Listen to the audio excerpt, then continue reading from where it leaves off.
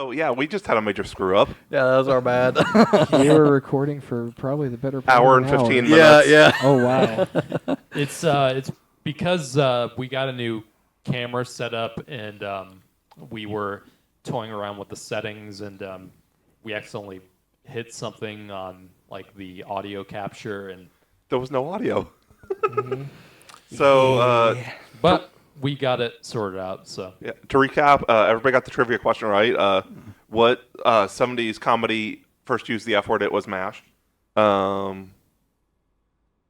went over the movies we've seen this week. We're not going to go over that again. Yeah. Mine took way too fucking long.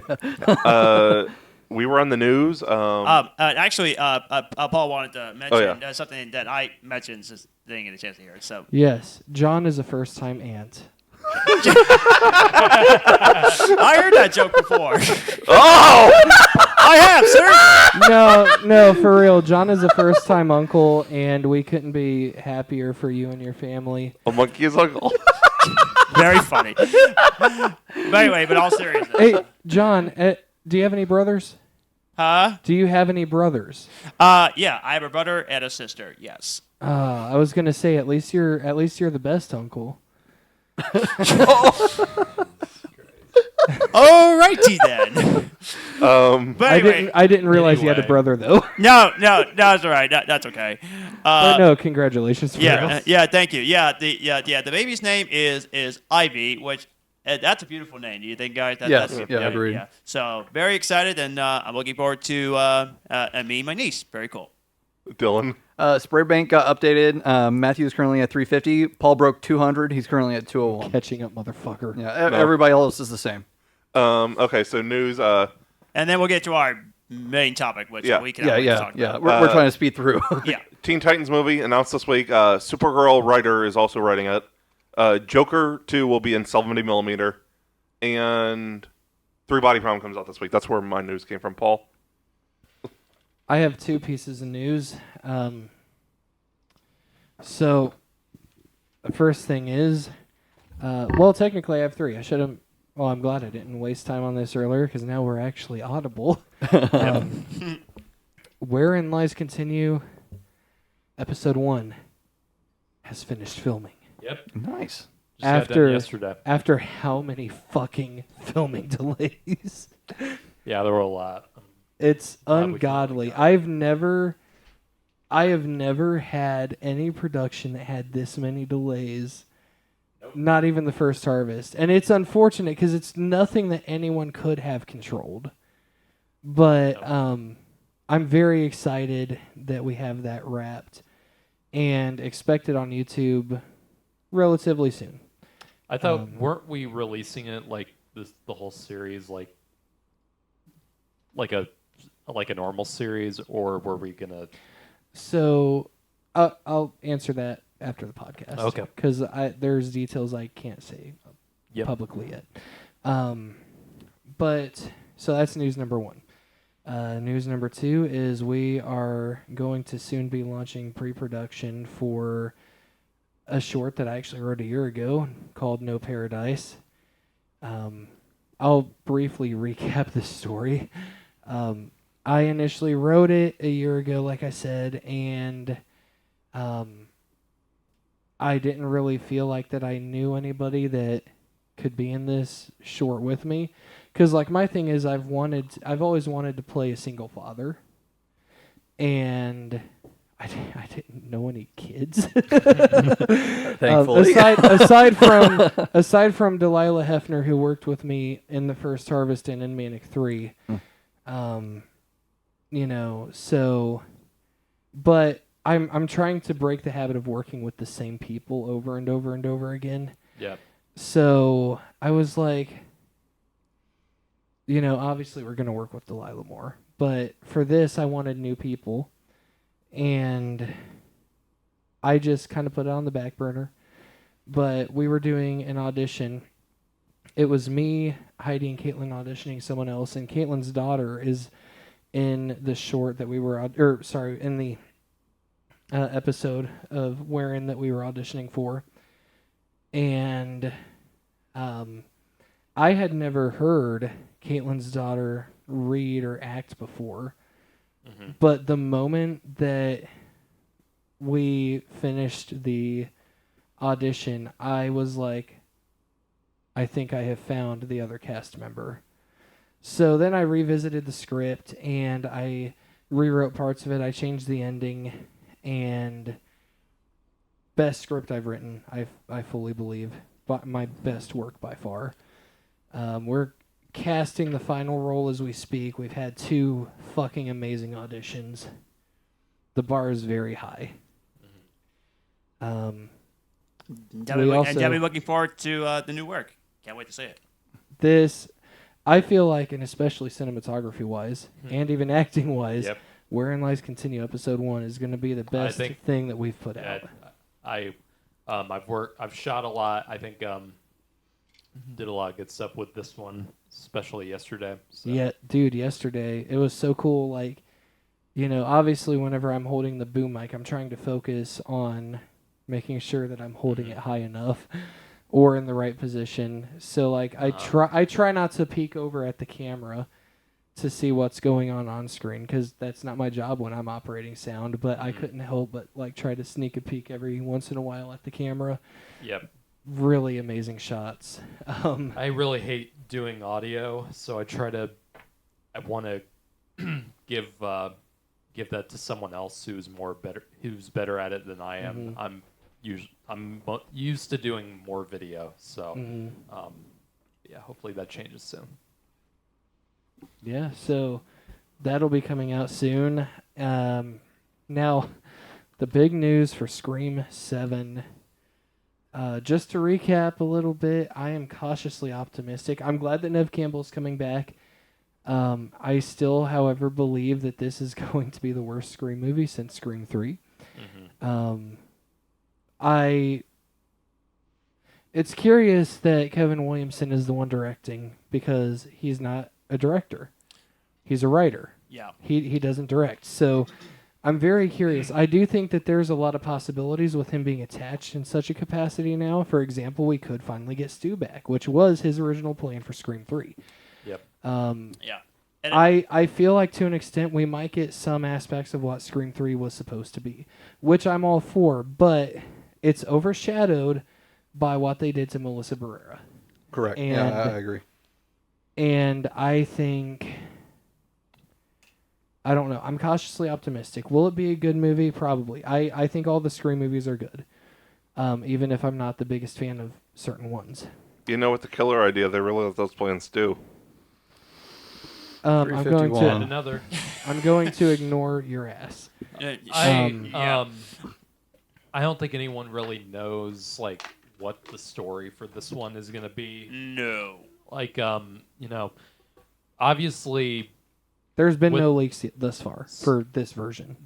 Because I feel like aside from possibly the loss of like a bunch of the leads from the previous 2, I also think that's also gonna change the trajectory of the story and where that's gonna go. I feel like the drastic story change that I feel like is gonna happen with Scream 7 is gonna turn a lot of people off from it. Like we've had 2 movies that pretty much gone off in their own direction, and that proved we don't need Sydney in the movie for it to be and good. then all of a sudden to completely switch gears to this new direction, like it's the 3rd reboot in the series. It's like it's gonna make it all feel superfluous. I've heard that we might get Dewey back too, which I'm very conflicted about, because on one hand I wish that he hadn't died in 5,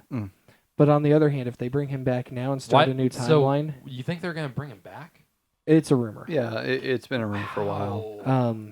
How? Because it'd be a it reboot, would be they would ignore 5 and 6. It wouldn't be a reboot. It would be a retcon.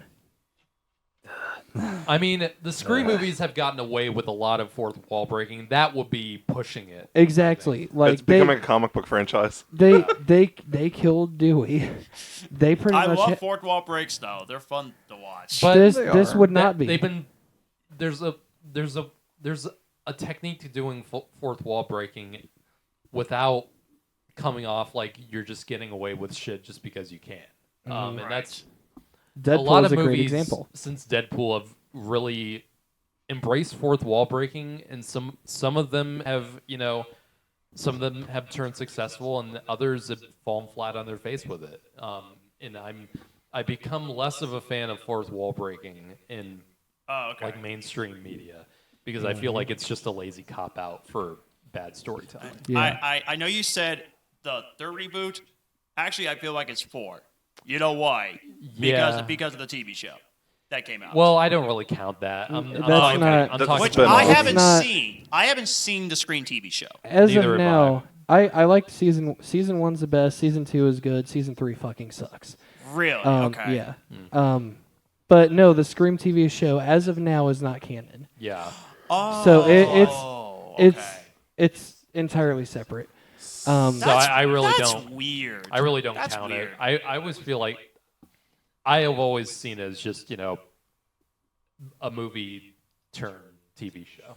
I mean, it is I haven't really MTV, seen it- so I haven't really seen it as anything more than that. Like, because we've had so many horror movies have TV series. Yeah. Even Friday the 13th and Nightmare on Elm Street.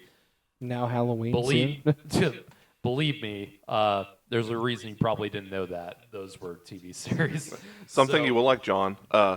In Scream 3, not Scream 3, Scream's third season, there's a KB song used. Oh, nice. Okay. Cool.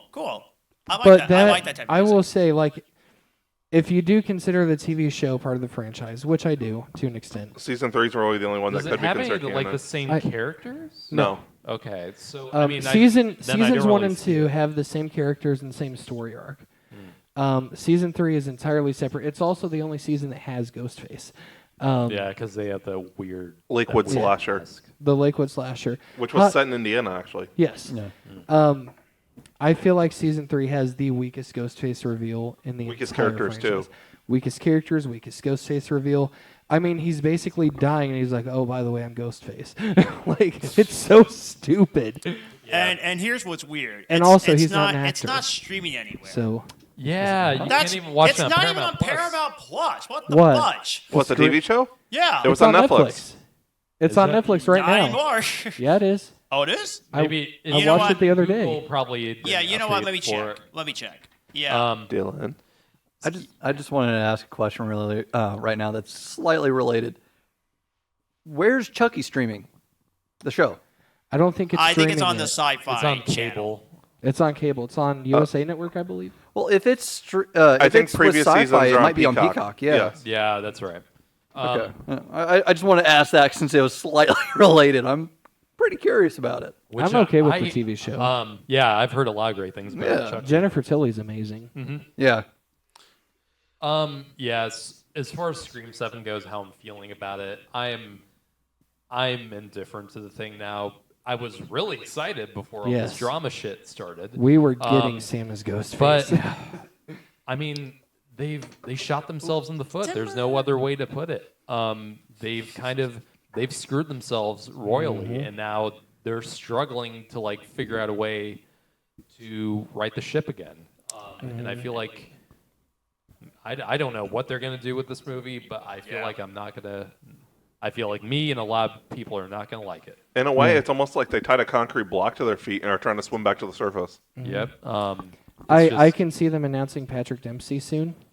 Which is really weird because Spyglass had another horror movie kind of like Scream with Thanksgiving, and Patrick Dempsey Spoiler alert. was involved with it. I feel like it'd be too predictable if they made him one of the ghost faces. I don't think they will. Hopefully not. He would be a because they good did something Ghostface. Don't get me similar. wrong, but So I don't know. Yeah, I just at this point until I see like a story idea or see a first trailer, I don't give a shit. I really don't. Yeah, and I just checked. It's not on Netflix. It was off last year. So I've it's watched it one of this those year. movies or one of those TV shows that's kind of like in the ether. Which Yeah, is you would the problem have with a you would lot of have streaming. you would have to buy them on Google Play. Oh, and don't they have physical media releases? I think so. Yeah. I think I of the believe first so. two I'm seasons. sure they're on Blu-ray somewhere. I don't know. I'm going to have to watch those with you. Thanksgiving I made will- me hungry. Fuck you. I will Some say. I parts of think you're Thanksgiving 352. I was looking something up. I will say though, there are certain things that they could do to save Scream 7. I think that they would need to change a lot. Yeah. I hate that they're changing the story. I think that it really should be the conclusion of the Carpenter sister story. Unfortunately, we're going to get what we get. Here are the things that I would like to see. Number one, let's see some of the movie, perhaps even most of the movie from the killer's perspective. Let's see the planning. Let's see the motive. That would be smart. I think that would be one thing they could do that could get it slightly back in favor of the fans. Like if they pull, we've seen a lot of successful thrillers or horror movies that have the killer as the protagonist of the show or movie. Like You, for example, that turned out to be successful. One of my favorite movies is American Psycho with Patrick Bateman. If they I do have grown something, the fear of that name something because of my name. Yeah, that's true. If they could possibly, if they went in a direction somewhat similar to that, where they follow a Ghostface killer, I'm not saying it has to be like stylistically like American Psycho, but if they did something like that, that would be a direction I'd be interested in. It wouldn't be the one that I would prefer, but No. it'd at least do something different. Yes. Yeah. I also think it should be a proper whodunit this time. Because that's the issue with all of the Scream movies is the killer always reveals themselves. I mean, yes, we have the characters who are trying to deduce who the killers are. And, in cases like with Randy and even with Mindy, they do find out who the killers are. Yeah. But the killers always announce themselves in the third act. It's usually the start of the third act, really. I think that's actually one thing that Thanksgiving did really well, is the killer did not announce himself. The main protagonist, the final girl, actually found out that he was the killer. Yep. That was amazing. It was done very well, and I think that Scream 7 should follow suit. I think that'd be amazing. I think that is another thing they could do to get it on track. Also, for the love of God, don't bring Dewey back. No, I swear to God. He is confirmed dead. Don't do it. Yeah, you can. Yeah, if they do What that, is your problem? the only way I feel like if they were to bring Dewey back, and they would literally just call it a retcon, and at that point, I'm out if they do that. I have one major I also thing. want to be out too because of Matthew's puns. Yep. Fuck off. I also I have one more thing, and this is going to piss people off probably. Uh-oh. Kill Sydney. Yeah. Here's why. Hear me Subvert out, John. Hear me expectations. out. Okay. Hear me out. All right. Number one, she has survived every movie. Yeah. She's had her story. Yeah. There's not much that they can do with Sydney because she's badass now. Yeah. She literally goes up the stairs in Scream 5, as of now her last appearance, shooting through doors because she is not afraid of Ghostface anymore. She no longer has that PTSD that we see in Scream 3. Right. Or at least not to the same extent, at the very least. Kill Sidney Prescott. Because there is not one horror franchise, at least it hasn't been retconned, where the killer wins. And people are so used to Cindy surviving because she survived all these movies. It'll really throw people for a loop if she Yes. actually dies. Then the interest for Scream 8 is going to be through the goddamn roof because, who's going to take over? Does that mean that Melissa has to come back? And that's what I hope, if Sydney does die, is they make it so that Melissa Barrera has to come back. The only way. It's not going to happen that way, but a guy can dream. Yeah. I'd be on board with that. Yeah. But will they bring her back? Also, to, kill Gale. Yes. And it's Kill about Gale. time. Holy shit, she survived, what, 3 attacks? 4? I will say, though, the Scream 6 chase scene is one of my favorites in the franchise. It's great. It's really good. I'm starting to think Gail's invincible. She might She's be got at plot this point. armor. She's got plot armor. Kill 100%. kill Sydney and kill Gale in the same movie, and the stakes are high enough to make Scream 8 really interesting. Yes. If they do a Scream 8. They will. They will. There's no way they're not. It's No. just, Unless this one absolutely bombs, then it might. Then It'll they'll be- still it'll do be- it. Well, It could be another 10-year gap. That's what I'm gonna say. They'll do it eventually, but it's not gonna be for a while. Then Yeah. God. If that is the Scream case, 7 doesn't do well, which I have a feeling it's with not. all the shit it won't. But- I mean, based on a plot concept, we'll see. Maybe the plot will be good. We will see. So let's see. They'll I come think- up with, they'll let's come see up how it with goes. something. I think if Stu does come back, it needs to be the last shot of the movie where he takes the mask off after killing either Sydney or Gale. yes, That's how I would write it. Yeah. We'll see. I I'd would see not that reveal happen. Ghostface until the last shot. we're in the end game now. Don't go to the Thanos comparison again, Yes, for the love of God. Because you know For how much the I love of freaking all love things holy. Endgame. That is my favorite MCU movie, and it always has been. let's quickly move on. Yes, please. My next news topic that I have is the South by Southwest Film Festival that's going on right now. Yes. A lot of exciting stuff has been happening over there. We've had, there's been a lot of movies being shown there, and a lot of big and exciting movies for the next couple months are being shown.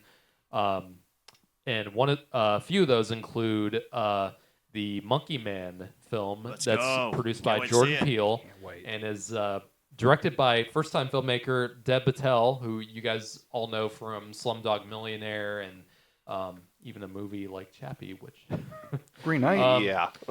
Green Knight, which is awesome. Deb Patel is directing. It's an action movie. It's from what I understand, it's the story has a lot of revenge aspects to it, a lot of vigilante aspects to it, which and just seeing the trailer and how great the fight scenes look, Oh my it gosh, looks yeah. it looks awesome. Yeah, it looks amazing. And the people who have seen it are raving about it. And They're it's saying, produced by Jordan Peele. "Yep, Yeah, and he actually saved it from Netflix. thank God." Nice. Thank you, Jordan Peele. So that's been getting a lot of great hype. The other one that's might be getting even more hype is the next David Leitch film called The Fall Guy. You've probably seen the trailers for it. It's got Ryan Gosling and Emily Blunt, and it's based on the TV show. I know nothing about the TV show. I didn't even know it was a I didn't know TV it show. I'd heard until, about like, it, my but I didn't make parents- the connection. My parents brought it up and told me it was a TV show. I had no idea. It But looks amazing. yeah, I wouldn't say I'm not. I haven't been in love with the trailers, but it does look like it could be fun. But apparently, the people who have seen it are raving nonstop about it. Like it's the thing that everyone's been saying about it is it is a love letter to stunt people in Hollywood, and it's it's a movie all about the guys who make that stuff happen. And from what I understand, they do a lot of these stunts practically in the film. Thankfully, and they don't overdo it with CG or visual effects. From what I understand, I think it's going to be a blast to see in the theaters. Which I haven't watched the trailer yet, but it's a good thing for me because I'm going to walk in completely blind with excitement because I love action I movies. think- And Ryan Gosling is Yeah. great. Yep, Ryan Gosling and Emily Blunt. I mean, that's part in the Oscars last Sunday that they had together when they were presenting. I think that's just a preview of the level of chemistry they have. Thank you for watching the live stream, by the way, at the Oscars. Yep. Yeah, thank you. It was guys. awesome. Yeah, it was great. But yeah, I think from what I heard, from what I hear is Okay, Medea. from what. I was thinking Scott Stout. Oh my god! Scott Stout. Yeah, a good one. Fall Guy comes out the first weekend of May, Nice. which is gonna be cool. That it's not a big like Marvel movie or a big like not the usual kind of movies that you usually see in the first weekend of May. Right. Like the Marvel Studios, the first weekend of May is like their weekend of the Yes. year. Like it's Avengers. The Avengers movies opened up. Guardians 2 and 3. Guardians, yeah, Captain America: Civil War. It'll be nice to have a different kind of blockbuster open up on that weekend, which is usually the kickoff of the summer season. So yeah, I'm excited for that, just based on all the good word of mouth it's gotten. The other movie that I hear that I've been hearing a lot about since its premiere at South by Southwest is Immaculate. It is the new religious horror film that has Sydney Sweeney in the lead, and from the trailers, it looks pretty good. I'm not super hyped about it. Sydney Sweeney, I have mixed feelings on as a leading actress. I really liked her in the first season of Euphoria. I really didn't care much for the second season. And I unfortunately I have not seen Anyone But You yet, but from the trailers and what I've seen from her, I just wasn't buying her as a comedic talent yet. Maybe when I see the movie, I'll think differently, but in terms of her, I think she's very good at drama in Euphoria, but in terms of, I'm not buying her yet in comedy, and I don't know how she is in something like a horror movie like this, which is definitely more of a serious tone. So she's been in a few things I have not seen, which I've heard are great. From last year, there was a movie that she was in, and I can't remember the name of it, but it was like a true story movie, and she played a real life person, and from what I hear, she's great in it. So, but from the reviews I've gathered from the people who've seen it, I'm hearing it's getting mostly good reviews. I think currently has a 67% on Rotten Tomatoes, so it's not getting overly overwhelming praise. So we'll see with that one when it opens up in a couple weeks. I thought she was great in Madam Web. God. With Moving on from that. Yeah, we're gonna. I think we. But it was such a good movie. I think we talked enough about Madam Web at this point. I still haven't seen it. with Good. Yeah. Good. Dude. I'm waiting for it to hit streaming. Oh no! I urge I'm you to out. keep that streak going. with Fall Guy, I may be wrong, just based on what I've seen from the trailer or two I've seen. Movie-wise, they're not similar, but I feel like some of the humor is kind of similar to a Ryan Reynolds-ish, Deadpool. Yeah, that's what I've been That's what I've seen, and David Leitch, I think, has shown a lot of great talent in his previous films. He started off with Chad Stahelski, because the cool thing about it is that David Leitch and Chad Stahelski, who both started the John Wick franchise, they were both stunt guys. That was their profession before they got into directing.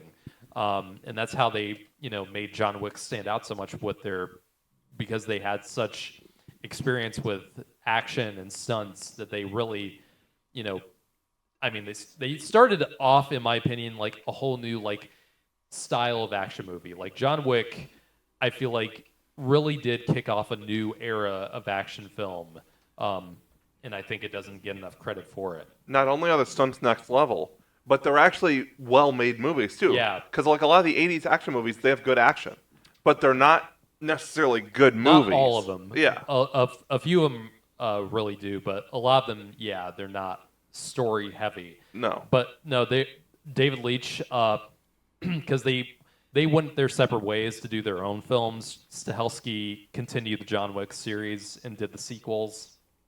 And he also did Atomic Blonde. I've not seen that yet. Atomic Blonde is okay. I don't think it's as good as the John Wicks are, but I think it has its own style and energy compared to John Wick that I do appreciate, and Charlize Theron kicks ass in it, absolutely. And James McAvoy is terrific in it. The two movies Sydney Sweeney did were Reality and Americana. Yeah, Reality was the one I was thinking of. And that's one I heard a lot of good things about. I just haven't seen it yet, so I'll definitely want to check it out. But anyways, David Leitch went on to do, I think, he went on to do Deadpool 2. He went on to do Hobbs and Shaw. Then he went to do Bullet Train. So he's had a pretty good track record overall when it comes to these action films. Did he do Drive Angry too?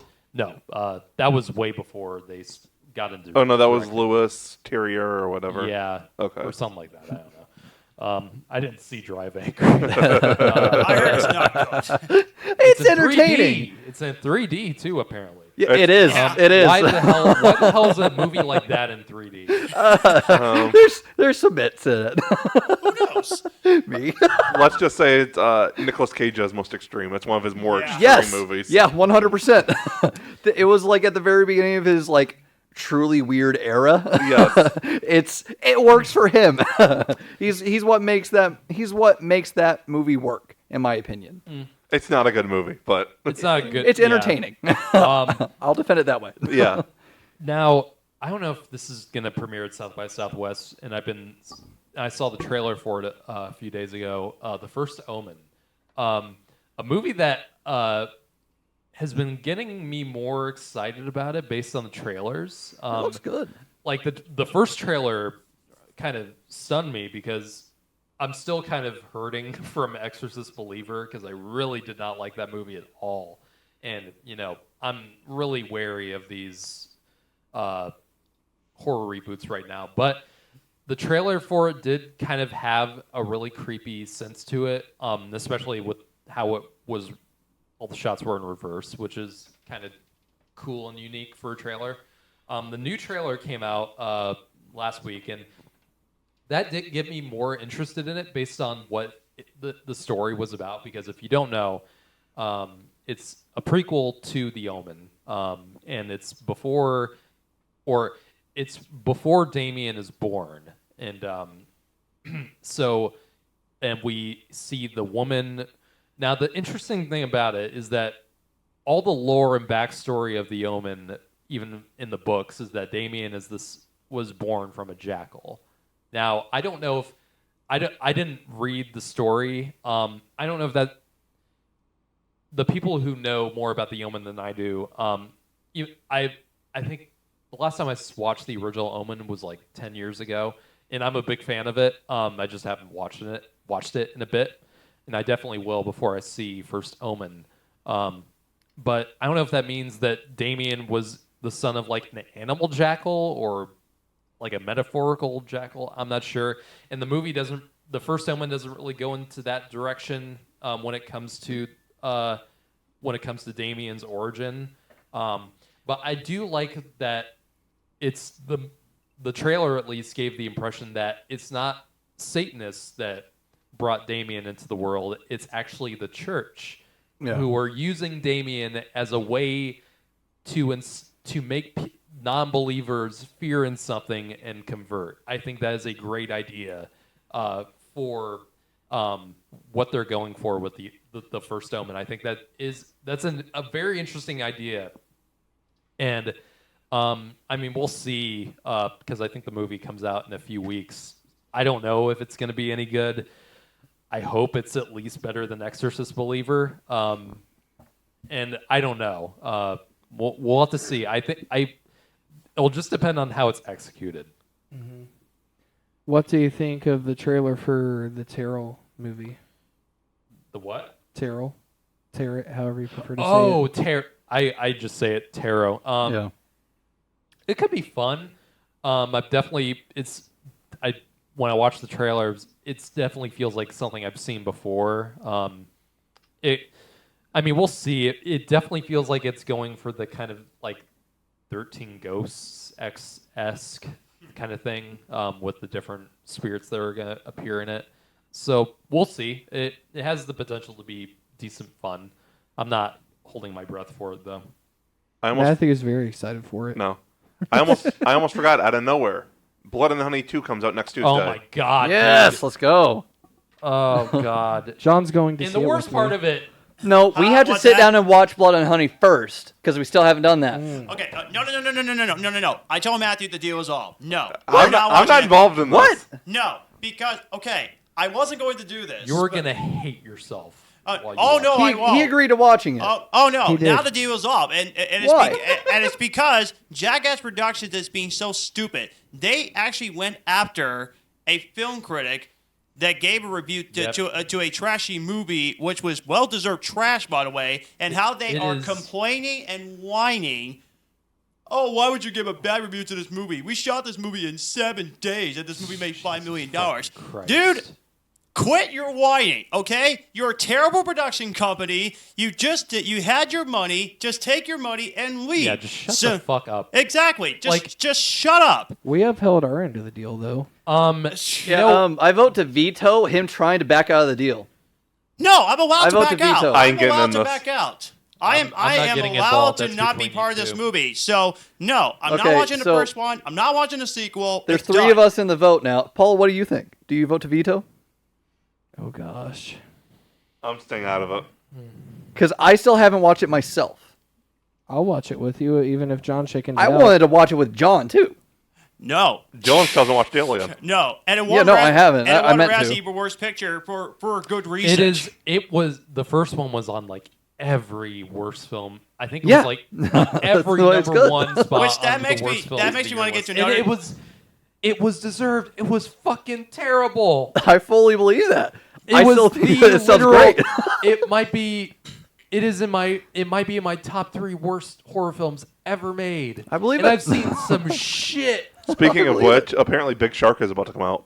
Oh, the Tommy Wiseau one. Yeah. I'm actually That- excited for Yeah, it. I'll see which that. I was I'll gonna- see that in the theater. Which I was going Fuck to tell it. you also, Jack of Production, like the one that the fact they're still sticking out their own butt, And there's for actually still saying, "Oh, I can't believe that as they're complaining, oh, I cannot believe he's the only one that gave him a bad review to this film." Guess what? It's on not. every single worst movies of 2023, and it's number 1 on the majority of and them. that's all you guys do. Exactly. You guys don't try to make any other kind of movie except no, that. Like, no. I mean, you guys are lucky to have the kind of success you guys have been having with it. So take your money. Take your money And and, just leave. shut up. Exactly. Shut And up. I'm a filmmaker. So for me to say this about you, that takes They takes shot guts. this movie in 7 days. I'm pretty It's sure so that Paul. lazy. I'm pretty sure Paul's movie was shot more than 7 days, and that Oh, movie yeah. looks better Yeah. than First Blood and Harvest- Honey. Way more. First Harvest was 20 days. Yeah, overall? at least. There Something you like go. that. See, learn from Paul. Learn from him. Paul, Hey- take the. Hey, Paul, John. take the win. What? I'll take it. Yeah. I also think that we made a better movie Yeah. with literally a tenth of the budget. Yeah. I Also, believe John, that too. I veto it. You have to watch it with us. Yes! No, no, Majority rules! No, no, rules. no, You're no, It's a democracy! no. I'm backing out. Don't ask me again. Too Goodbye. late. Too late. No. Yep. And I'm the not worst watching part it. of the No. worst Too part late. of it is Nope. Yep. Not watching it. Yep. No. Yep. I went to All right, see moving on. Binding contract. I went to we see shook. I went to see Dune again a couple of days ago, so and they good. showed I wanted to. they showed the fucking trailer for the second one in front of it What? in Dolby Cinema. What? They I'm did, not even joking. They did when the we trailer saw for it that too. popped up, and I was like, "What the fuck?" What, for part 2? Yeah. Yeah, For Blood and Honey. 'Cause They Oh, did for it. Blood and Honey 2. yeah. Oh, I thought we were talking about showing the Dune Part 2 trailer in No, front no, of Dune no, Part no, 2. I was no. like, I don't remember that. No, I No, remember they- Blood and Honey. Yeah. I think you were I too high. I will say, Not at that point. No, it took I me will an say hour. at the very least the costumes look better. The costumes Yeah. look better, but you know It's gonna be not- terrible. No, yeah. But that's the point of it, I feel. Yes. That's the reason why I love Sharknado. Sharknado is full of bad movies. I'd But rather- they're oh, so I'd rather bad to the watch- point that they're I'd good. rather watch I'm not going to say that Sharknado. Blood and I'd Honey's rather that way, watch No. considering the fact that I haven't seen it. It's I'm trusting not. your guys's. I'm your guys' serious. opinion. Try I just- watching it. You're gonna hate yourself. I'm going to love myself. I'm just going to say it. I thrive on this kind of negativity about a movie because the more that somebody's like, "Oh, this movie sucks," while I'm already going into it like, "Oh, this is going to be a bad movie," it makes me want to like it even more and accept how bad it is. I thrive on that kind of thing. Sharknado is a masterpiece, though. It is Sharknado- 100%. It's so bad it's good, and that's the point of the movies. Sharknado is a category of bad that is in a different category of bad than something. Yeah, like it's when tears you- up. I when know you that. do I'm Blood just. and Honey. Yeah. I'm just saying, guys. I love you guys, and I'm saying this with all due respect. But the more you keep asking me, the answer is still no. So you're not a I'm man of your word? I'm not watching this. I'm not seeing the sequels. Don't ask me again. So you're not a man of your word? Huh? You're not a man of your word? What is that supposed to mean? No, I was just quoting a joke. No, anyway, something I forgot about. There are some movies coming out for their re-release. Yes. Yes. Oh yeah. All the 1 through 6 of Star Wars are coming out the first week of May. Oh, I didn't hear about that. What? Yeah. Oh, awesome. So I believe there's something else I heard. Yeah. 1 is on 2nd, 2 is on third. The original trilogy is on May the 4th, and then 5 is on Revenge of the 5th. Nice. And then all the Spider-Man live-action movies are being re-released. That I'm excited for. I am not, because I thought they. So I was under the precedent that they were just re-releasing like Phantom Menace in May. No, they're doing all 6. They're doing all 6. Yeah. Oh. 1 day only. Last year, 1 day only. Phantom Menace, I believe, is more than 1 day, but the other ones are all 1 day only. Man, I'm gonna Why have to in the request world days would off. they do that? That's I'm requesting Now, those days off. I'm going not- to see Revenge of the 5th. I'm not seeing Phantom Menace re-released. I'm seeing all of them. I still don't like it. I'm just telling you. I like it. Revenge of the Sith is I'm going to see. If it's Revenge of the Sith, I'll go see that. Yeah, I will willingly I'll definitely go see that. it, yeah. But That's if on it's the 5th. If it's Attack of the Clones or Phantom Menace, no, thank you. But I have now last year. I have now seen 2 of the original trilogy in the theater. I saw Empire Strikes Back because that actually got a re-release in 2020. Yeah, during yeah. when theaters were kind of iffy. Then I went to last year. They did Return of the Jedi, which was really cool to see in the theater. So it'd be really. I definitely now want to see New Hope when it comes out. Last year was the anniversary, correct? Because then Yeah. It was. Return came out in '83, I think. Because Yeah, 4 2020 years. was the anniversary of Empire too. So. Yeah. So yeah. So there will be a re-release of Revenge of the Sith, right? Yes, be. on Revenge of the 5th. Wait. So what day is that going to happen? I believe it's a Friday. Is it Are May you 4th? doing Yoda? Yes. No, that's It sounds that's a like Sunday. I could do a better. It sounds like Yoda Yoda's than that. constipated. It's Sunday. Is it Sunday? It's Sunday. Oh shoot! Before the podcast. Yeah. Nice. Yeah, and May the 4th is on a Saturday. Now, to stay on the topic of Star Wars. Yeah, real quick, speaking and of that. and I did want to bring this up. We're not going to go into it like for a while, but Because I do have a few things in the news too. Rogue Squadron.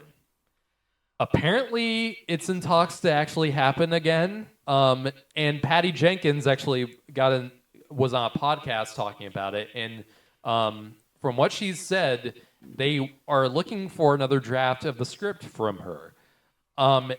This movie, oh my god, like Lucasfilm, what the hell are you guys doing? What do you mean? Like, I want to see this movie. It's not about whether I want to see the movie or not. It's Yeah. because of the fact that Lucasfilm is such in a shitty state right now that every time they announce something, I am not going to believe it. Like, because they keep dropping projects, they keep announcing projects, they never happen. Stuff gets constantly pushed back. Yeah. Stuff aimed for movies gets turned into Disney Plus shows that end up being shit, like Obi-Wan. Yeah, I wasn't really a fan of Obi-Wan. Obi-Wan. How dare It would have you? worked better as a movie. I think Okay. as a that's show, fair. I don't agree. it literally Oh, okay. is 6 episodes. This shit has to go. 6 episodes is not doing you guys any favors anymore. Well, you know, And- I agree about that. Ouch. But It's Yeah. literally just an extended movie that's padded out. That's my problem with a bunch of these Disney Plus shows, because Wow. not only with Star Wars but with Marvel, and I think they're changing that up, and they realize that was a broken formula. But I say they canceled Yeah. Captain Marvel 3 and Ant-Man 4. Yes. They already canceled those. Trying to thank save God. money. reworking I don't Eternals wanna 2, see them. unfortunately. I don't want to see any of those, because, and I don't think many other people want to either. Yeah, Disney So, struggled last year big time. Oh well. Eternals. On rewatch, I've watched it like 3 times. The first time I liked it. The other times I was like, no, this is not. It got better for me every single time that I watch it, because initially I was like, I'm not I just sure how to don't feel care about the this. characters. Well, yeah, it's because they don't spend a whole lot of time fully developing them. They're like, oh, yeah, no, they've been around for thousands of years, but they're like, they don't- oh, now they're nowhere. They don't have almost any chemistry with each other, and they're Yeah, all I played by agree with that. extremely good actors, yet they just don't. in Eternals, they just didn't really work together. Well, I just think that it was good as setting up who they are, but I think that the fall is the fact that like that movie was the setup. We don't really have anything now, and it's been 2 years now. Yeah. About same 2.5. thing with Shang-Chi. Same thing with a bunch of these other Marvel Yeah. characters that haven't heard anything about. Like, they're doing such a bad job with it right now. So, and hopefully, with this break coming up, with Deadpool being the only thing that they've got on their schedule, they need focus in on what's working. Yes. And cut out all that's not. Apparently, Shang-Chi 2 is going to start filming beginning of next year. And that was one of the things that worked for them. Yes. So, yes, Shang-Chi was amazing. Focus on that, and Yeah, well, that's great. don't focus. I don't think. Do we need a Thor 5? Like, I don't think we Not do. really. I would argue that we do the way that Love and Thunder ended. But that's the only reason why I would argue almost for no it. one We've likes had Love four. and Thunder, so I don't. Well, they had to explain how, because they're not just going to be like, oh, yeah, no, Thor's now just somewhere out in the universe and not bring him up again. He's going to appear. They had to bridge the gap between 4 and that, but they can't really have him appear anywhere else because of the way that they left him. They have to give him his own thing. The level of drop from Thor, like Ragnarok Thor, Yes. being that was the movie that saved that character, to now we get to Love and Thunder and it went back to square one with the character. I now don't really care. Well, it's supposed to be a more serious movie too. They're But dropping is a lot of Taika the stuff that Waititi made. doing it, though? No, he's not Okay. attached. He already confirmed that he's not doing it. That was my problem. Like, I love Taika Waititi. That Thor: Love and Thunder was like Taika Waititi on like crack cocaine, Yeah. and it really did not work for me at all. I mean, I'm an '80s guy. I loved it. So Even with that mindset, I don't even think a movie like that would work in the '80s with all the comedy and like the goofy shit. Okay, like so the Illumination level it's like a Minions movie, Thor: Love and Thunder, with all the humor and shit. yeah. So for me, the downfall of Love and Thunder, when looking through the lens of this is an '80s movie that was made in modern times, the downfall of it is the comedy. There are comedic bits in there that are reminiscent of the same jokes and tropes that we had in the '80s, but for the most part, it was modern comedy. I think that they should have just gone the full way with it. If they were going to make almost every other aspect of this movie be so like '80s centric, if they were doing that, they should have just done that with the entire script. The only time it felt like an '80s movie to me was the 3 fucking times they played Guns N' Roses. Like, you couldn't play. I mean, I'm not saying it had to be like Guardians with this like massive, soundtrack with all these artists on it, but like you play like the same song like twice. I feel like I don't remember that. and with Immigrant Song and Ragnarok, it worked because it boosted the moments that it was in. The times it played Guns N' Roses, like, it didn't do that at all for me. Yeah, I hated what they did with the characters in Love and Thunder. The fact that they wasted Christian Bale. Yes, I agree with that. God, you had gold right there, and you completely did almost nothing with it. He was easily the best part of the movie. He was for the brief 14 minutes that he was in it. Yeah, I Felt love longer than that. No. It's just a little Christian bit, Bale, but- but like Okay. he didn't belong in the movie. No. Was the problem. It was very unbalanced. The humor, and then Christian Bale almost brought a horror element. Yeah. Yeah. It was like way too unbalanced. And then the serious element of the cancer storyline. It was all over the place. In a movie with a tone like Infinity War, that would have worked. Yes. That Yeah. character would have absolutely worked in a movie with the tone of something like Infinity War. Yes. But in Love and Shit Thunder, no. What a Sorry, Is that I really Matthew's autobiography? Yeah, I've gone on and on about how much I Yeah, don't all I like can Love say and is let's Thunder. hope Rogue Squadron will be good. So yeah, Patty Jenkins is hopefully going to do that, or if the movie's even going to happen at this point, I really don't know. And until Lucasfilm, first of all, Kathleen Kennedy, I've given her so many chances, does not belong in that level with all the shit that's been going on. I'll Disagree. get to that later. It's not It's not to do with her as a person. I'm just saying what she has displayed in her leadership ability, I don't think is.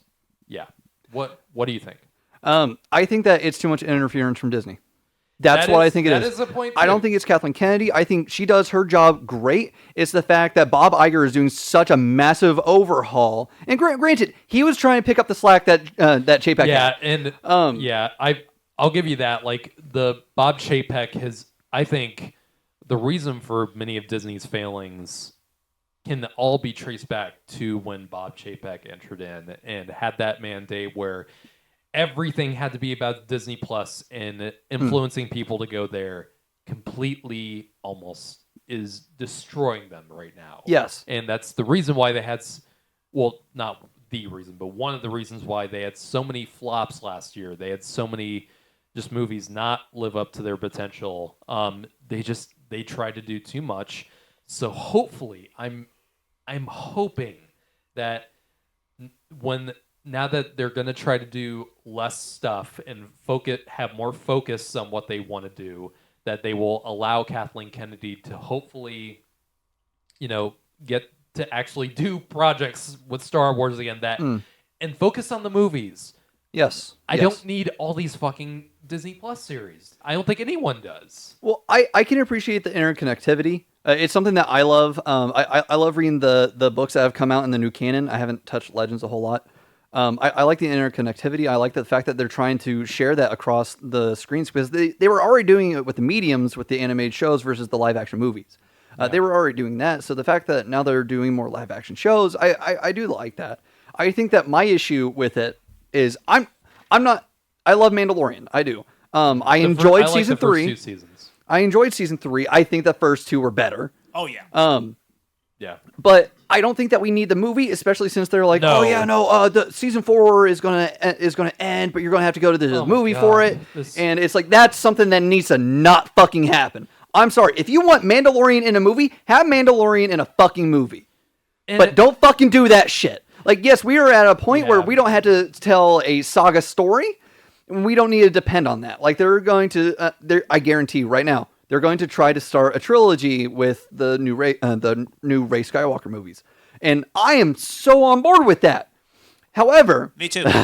I think that the way that they're trying to go about connecting the shows to the movies now is kind of an issue because they're trying to lead directly into it, and it goes back to that MCU conversation where they're doing too much. They're trying to go overboard on it, and I fault that on Iger.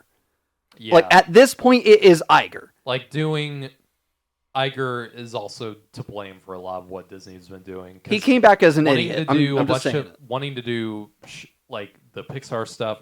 Toy Story 5, why do we need that? Exactly. And he was like, we have too many sequels. I'm excited for Toy Story 5. That's fine. We never needed any Toy Story 3. At least for you. We didn't need 4. I don't think we need 5. Nope. We didn't need 2 or 3 either. No. Toy Story would have been... Careful. We don't need any more of those. No, I think in the Mandalorian movie, like, can we stop? Because... yeah, great. You're doing a movie with Mandalorian. How would that get people excited to go to the movies to see that when they have 3 seasons of like movie level quality stuff?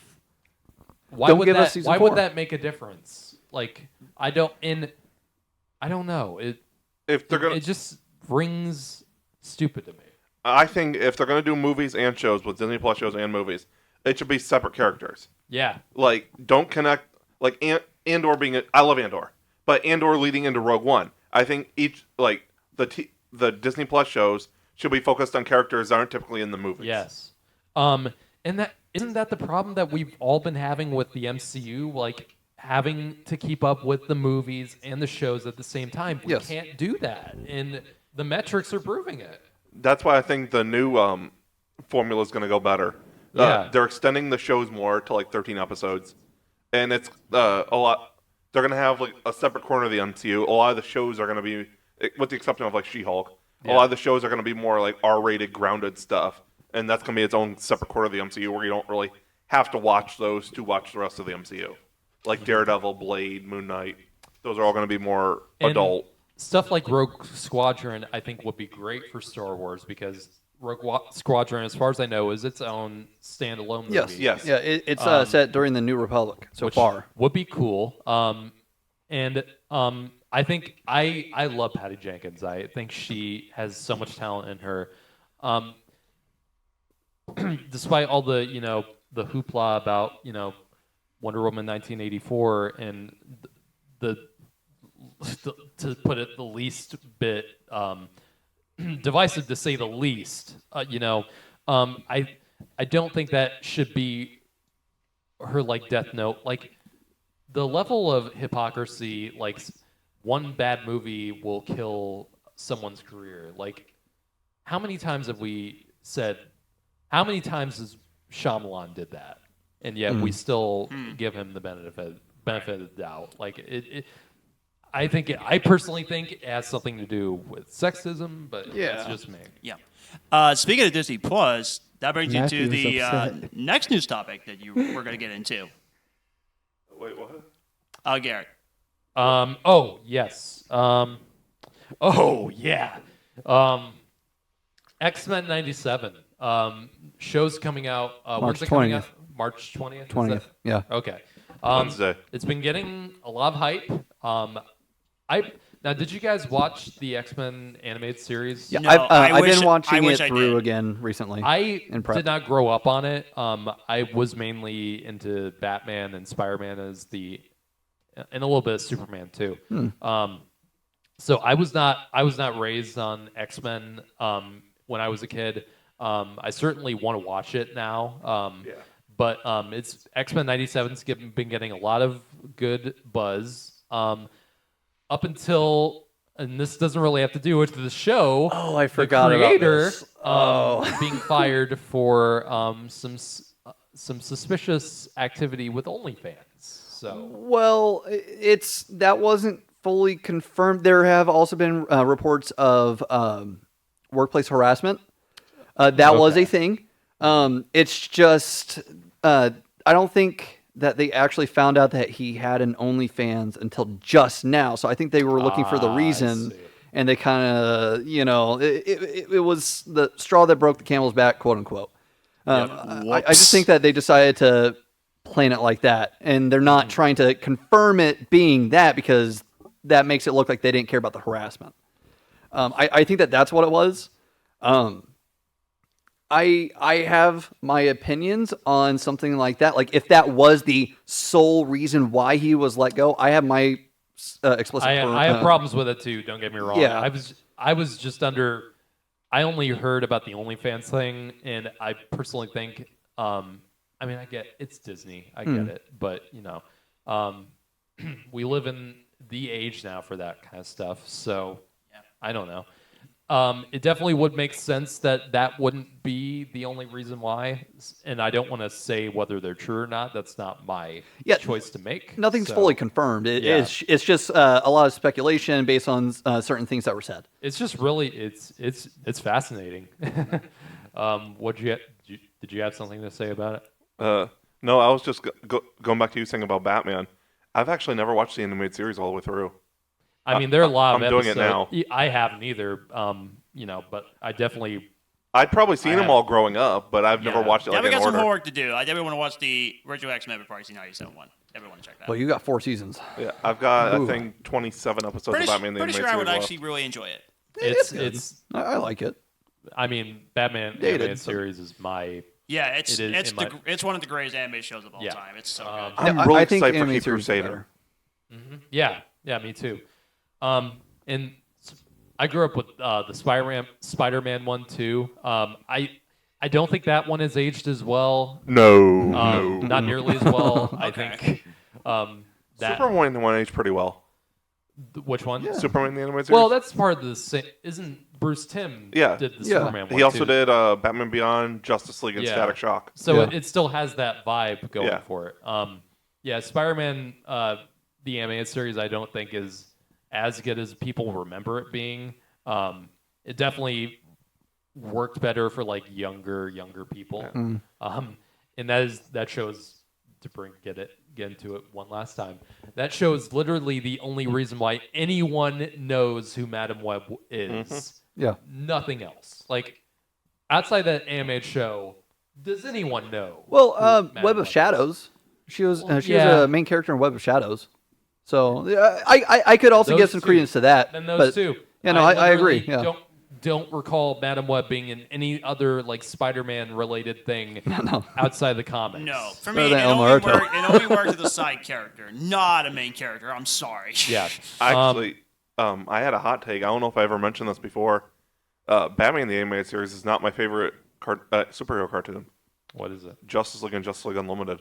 Okay, I can see Has that. anyone been Yeah, watching I'd prefer them. Invincible? I haven't checked No. out the new episode, but I did watch up to the mid-season break. I've not seen season 2 yet. Okay. You guys excited for? I mean, this summer is going to be a pretty banging season for TV. Like The Boys, House of the Dragon. Anything you guys are super excited about for the summer of TV? The Boys. I'm so fucking excited. Season 4. I'm fangirling for it. I love Gen V. Gen V worked really well for me. I know it didn't work for as well for others. Well- but they're going to start rotating their schedules for it, and they're going to be telling kind of the same story towards the end of season 4. Because they're going to talk about the events of Gen V in season 4, and then it's just going to go from there. Any predictions with Homelander? Homelander is running for president. He's Well, going. yeah. He's going to get president. I think that's exactly what's going to happen. Is there anyone? Do you think he can like anyone else who can go against him at this point? Because I think is that explored in like the comics at all? Or? I know bits of the comics. I tried reading it a little while ago, but I also didn't want to ruin bits of the story. I know they're doing something with Black Noir. Do you care about what happened in the comics? Not really. No. I mean, Because they Most kind of already people- ruined it with the show, but yeah. So in the comics, Black Noir ends up being was it a clone? Yeah, it was a clone of Homelander. And so like Homelander ended up killing Black Noir, and then Billy ended up killing Homelander.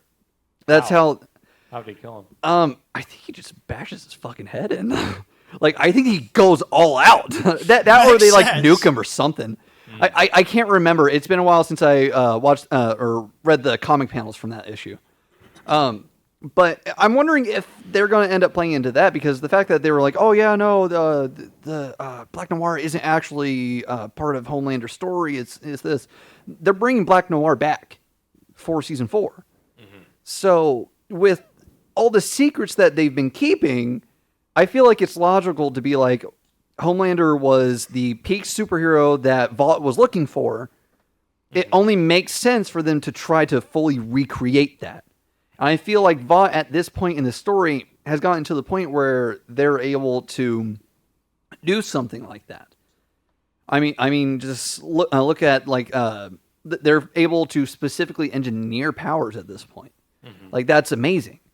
I think that I think that they're going to end up doing something with Black Noir for that reason. I'm wondering what they're going to do with Billy, because I don't see them killing him off. No, neither do I. I'm wondering how they're going to give him the miracle cure. If it ain't the invisible gun. See, he's supposed to be a bigger part of it too. Is I forget the name of the characters of the character. Translucence. Translucent's son is supposed to be a big character, I think, in season 4, or at least they're going to start building him up more, from what I've heard. I think that if they end up having it so that Homelander gets taken down by anybody, I think it's going to be Ryan. Because Billy fucked Ryan up. Like he kind of screwed himself over on that one.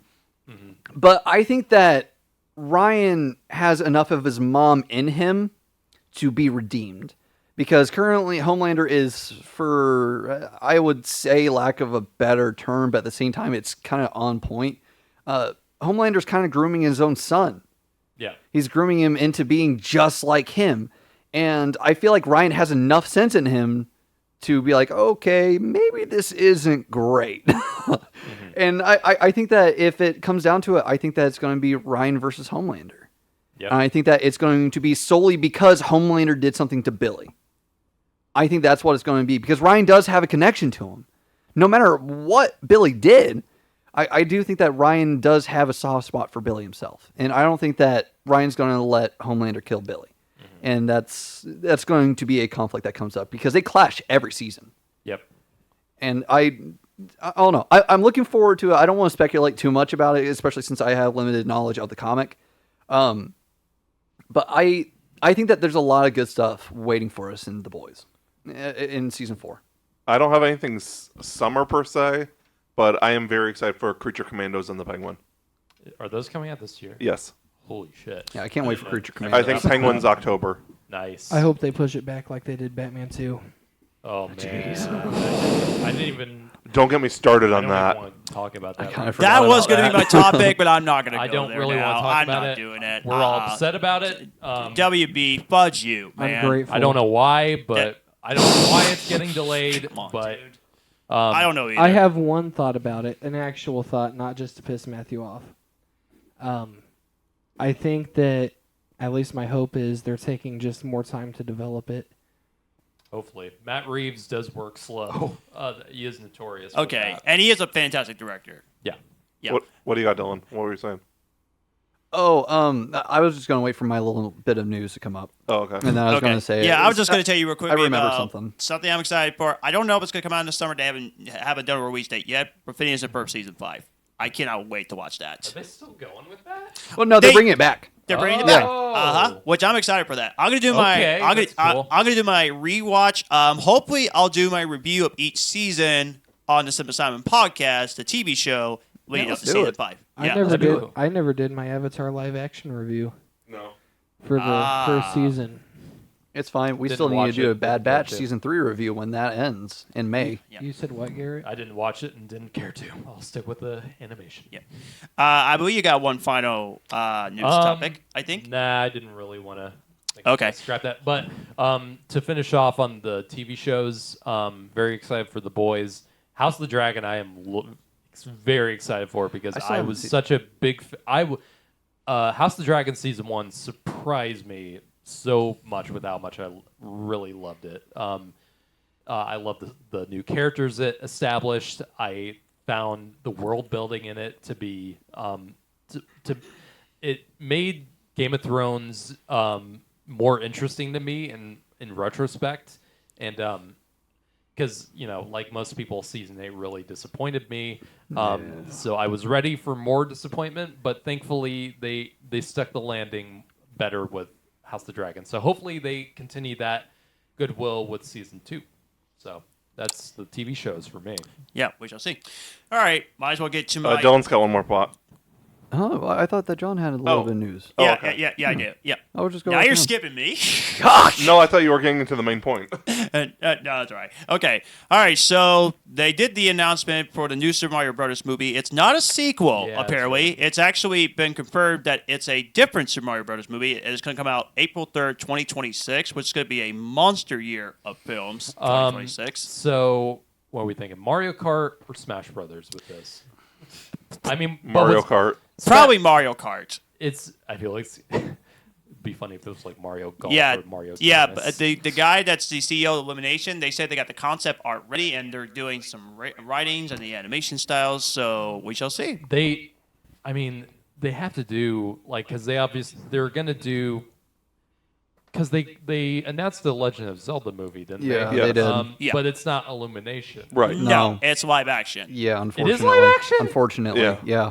Which I'm very confused by that. If they don't adapt Why? Ocarina of Time Fuck. for it, I'm going to be angry. Or no. If they don't adapt Skyward Sword for it, I'm going to be angry. I think that they're going to have to really preface it if they don't adapt Skyward Sword first. I don't think they should jump right into Super Smash Bros. No. No, it's way if too that's early. Something they Exactly. should build it up. I was gonna say that's I'm still waiting for a Donkey Kong Country movie to come out. that is the biggest mistake they made with the DCEU was just jumping right into Justice League. Yeah. Yeah. True. But yeah, that's coming out on April 3rd. Couple of Venom news. Venom is now the title called Venom: The Last Dance, which That's got to be the greatest movie title I've ever heard. Venom: The Last I don't Dance. Seth Rogen is developing a animated Venom movie, which that should be very interesting because he is the guy that did do the Teenage Mutant Ninja Turtles Mutant Mayhem, which was great. Yes, it was. So I'm pretty confident that he'll do good. Venom is a very different thing. It is very different, Yeah. but he's into comics and he loves the comics. So we shall see. I'm cautiously optimistic about it. I'll talk more because- about Venom in a bit. So. Yeah, I like the show or the comic shows that Seth Rogen's worked on. I like Preacher. I like The Boys. I still haven't checked out Mutant Mayhem, but it's on my short watch list. I got like an episode into Preacher and I was done. It's not for everybody. It's not. It's one hell of a show, to put it lightly. Yep. I liked it, but for Venom is very far off from everything else that he's touched. Because you can be like, oh well, it's kind of like The Boy. It's not. Nope. Like Venom he's not a very comedic character. He Until the makes movies made him jokes. that way? Yeah, like the Tom Hardy stuff. Like he was making jokes, but Yeah. Venom by himself, like the entire thing is one of the recent story arcs in the comics was Eddie had cancer. Yep. And Venom was what was keeping him from dying from it. And so, like, he ended up getting the symbiote taken away from him, and he almost died. If not, he actually died. I think Eddie actually died recently. Spoilers for Spider-Man 2, but that does. I'm so sorry. I'm so sorry. No. I played Spider-Man 2. So Oh, I'm just saying okay, I gotcha. that I feel like they definitely took an influence from that story for the game Spider-Man 2. Yeah. Speaking of cautiously optimistic, that leads to my last point. Garrett Edwards is now the director of the new Jurassic World film. And I am so mixed on this one. And I'll tell you why. Because I love him as a director. But I thought Jurassic World ended in Terribly. 2022. But I'll get to that later. But man, don't get me wrong, I'm kind of excited for it, but I'm so worried he's going to screw it up. I'm so Well, worried. it was already screwed up to begin with, so yeah. I like Dominion. I hated it, dude. I hated it. Like dude. I said, we'll get to those later. Yeah, We'll do a Jurassic Park I like episode. Gareth Edwards we a gotta. lot as a director. I think he's so talented with big He's scale, 4 for 4. big scale blockbusters. I just don't know what they're gonna do with this Jurassic World. Every at movie all. he's done is great. I wouldn't say all of them are great, but I have really admired a lot of what he's done. So There have actually been rumors about what might be in this movie. So first of all, they might be going back to the islands to extract scientists, and apparently there might be more human dinosaur DNA crossover in some aspect of it. Which, if you don't know, that was actually originally one of the story points that they wanted to follow with the first Jurassic World yeah, movie. that's what I thought they were gonna do. Yeah, and so that's kind of what that's currently the rumors about the story for this one. I've got some news about Jurassic Park. This one didn't know there was 2 Jurassic Park movies after he thought it was just Jurassic Park and then Jurassic World. What? Oh, so you didn't know about Lost World or 3? I mean, I only knew about the first one. Really? Well, those 2 movies are. I don't like Lost World. I enjoy Lost World. I prefer 3 over Lost World. I don't like either 3 Interesting. or Lost World. I dislike them fairly equally. 3 just felt completely pointless and like a cash grab. Lost World, even though Spielberg was still behind the camera, I still feel like the script was just not nearly as on the same levels the first film. Yeah, agreed. So, The only good thing Yeah. about 3 was the T-Rex Spinosaurus fight. yeah, that was about That the was only dope. scene No, I the liked. pterodactyl scenes. Okay, that's it, Pterodactyl yeah. scenes are fucking great. Yeah. Those were some of the best But scenes in the entire fucking movie. The characters in them Fuck. Yeah. Okay. Yeah. What? I'm totally spacing on the actor's name, but you guys know who I'm talking about. Shameless. Talking about William H. Macy. Yes, Yeah. that's why I thought his name was. I just didn't want to say it and sound like an idiot, especially after my Scorsese fuck up last week. Again, I apologize. His character's a complete fucking moron in that movie. Yeah, no, well, he was like, Alan, The constant like, shut the screaming. fuck up, dude. Tia Leone constantly Alan. screaming in it. Yeah. Yeah. Oh my god. That race sequence. That's so. Oh my god, Oh my that gosh. scene. That scene I is have a some news. meme. Yeah, I still agree about Lost World and 3 being about on the same par of bad, quote unquote. I think 3 is worse than Lost World, but I can agree with that narratively. I personally just don't like the direction Lost World went in at all. Yeah. yeah. I just 3. I think that 3 has enough redeeming things for me to put it over Lost World. Nothing touches the first one. No. no fucking at all. way. No. But it's I just that's my personal thing. I understand why they get such a bad rap. I just The first I Jurassic like World, them. I think is a fun movie. Yes. It's Yeah. obviously, it's borrowing a lot from the original, but I think as it did its job for most people. Fallen Kingdom was dumb as fuck. That ending, good God. the first half was good. I'll argue that. That's As soon as the they thing, leave too. the island, I was like- liked the first half, and I liked the second half was what killed that film for Yes, me. yeah. The second act was so goddamn stupid with the twin shit. The clone, the clone stuff was why.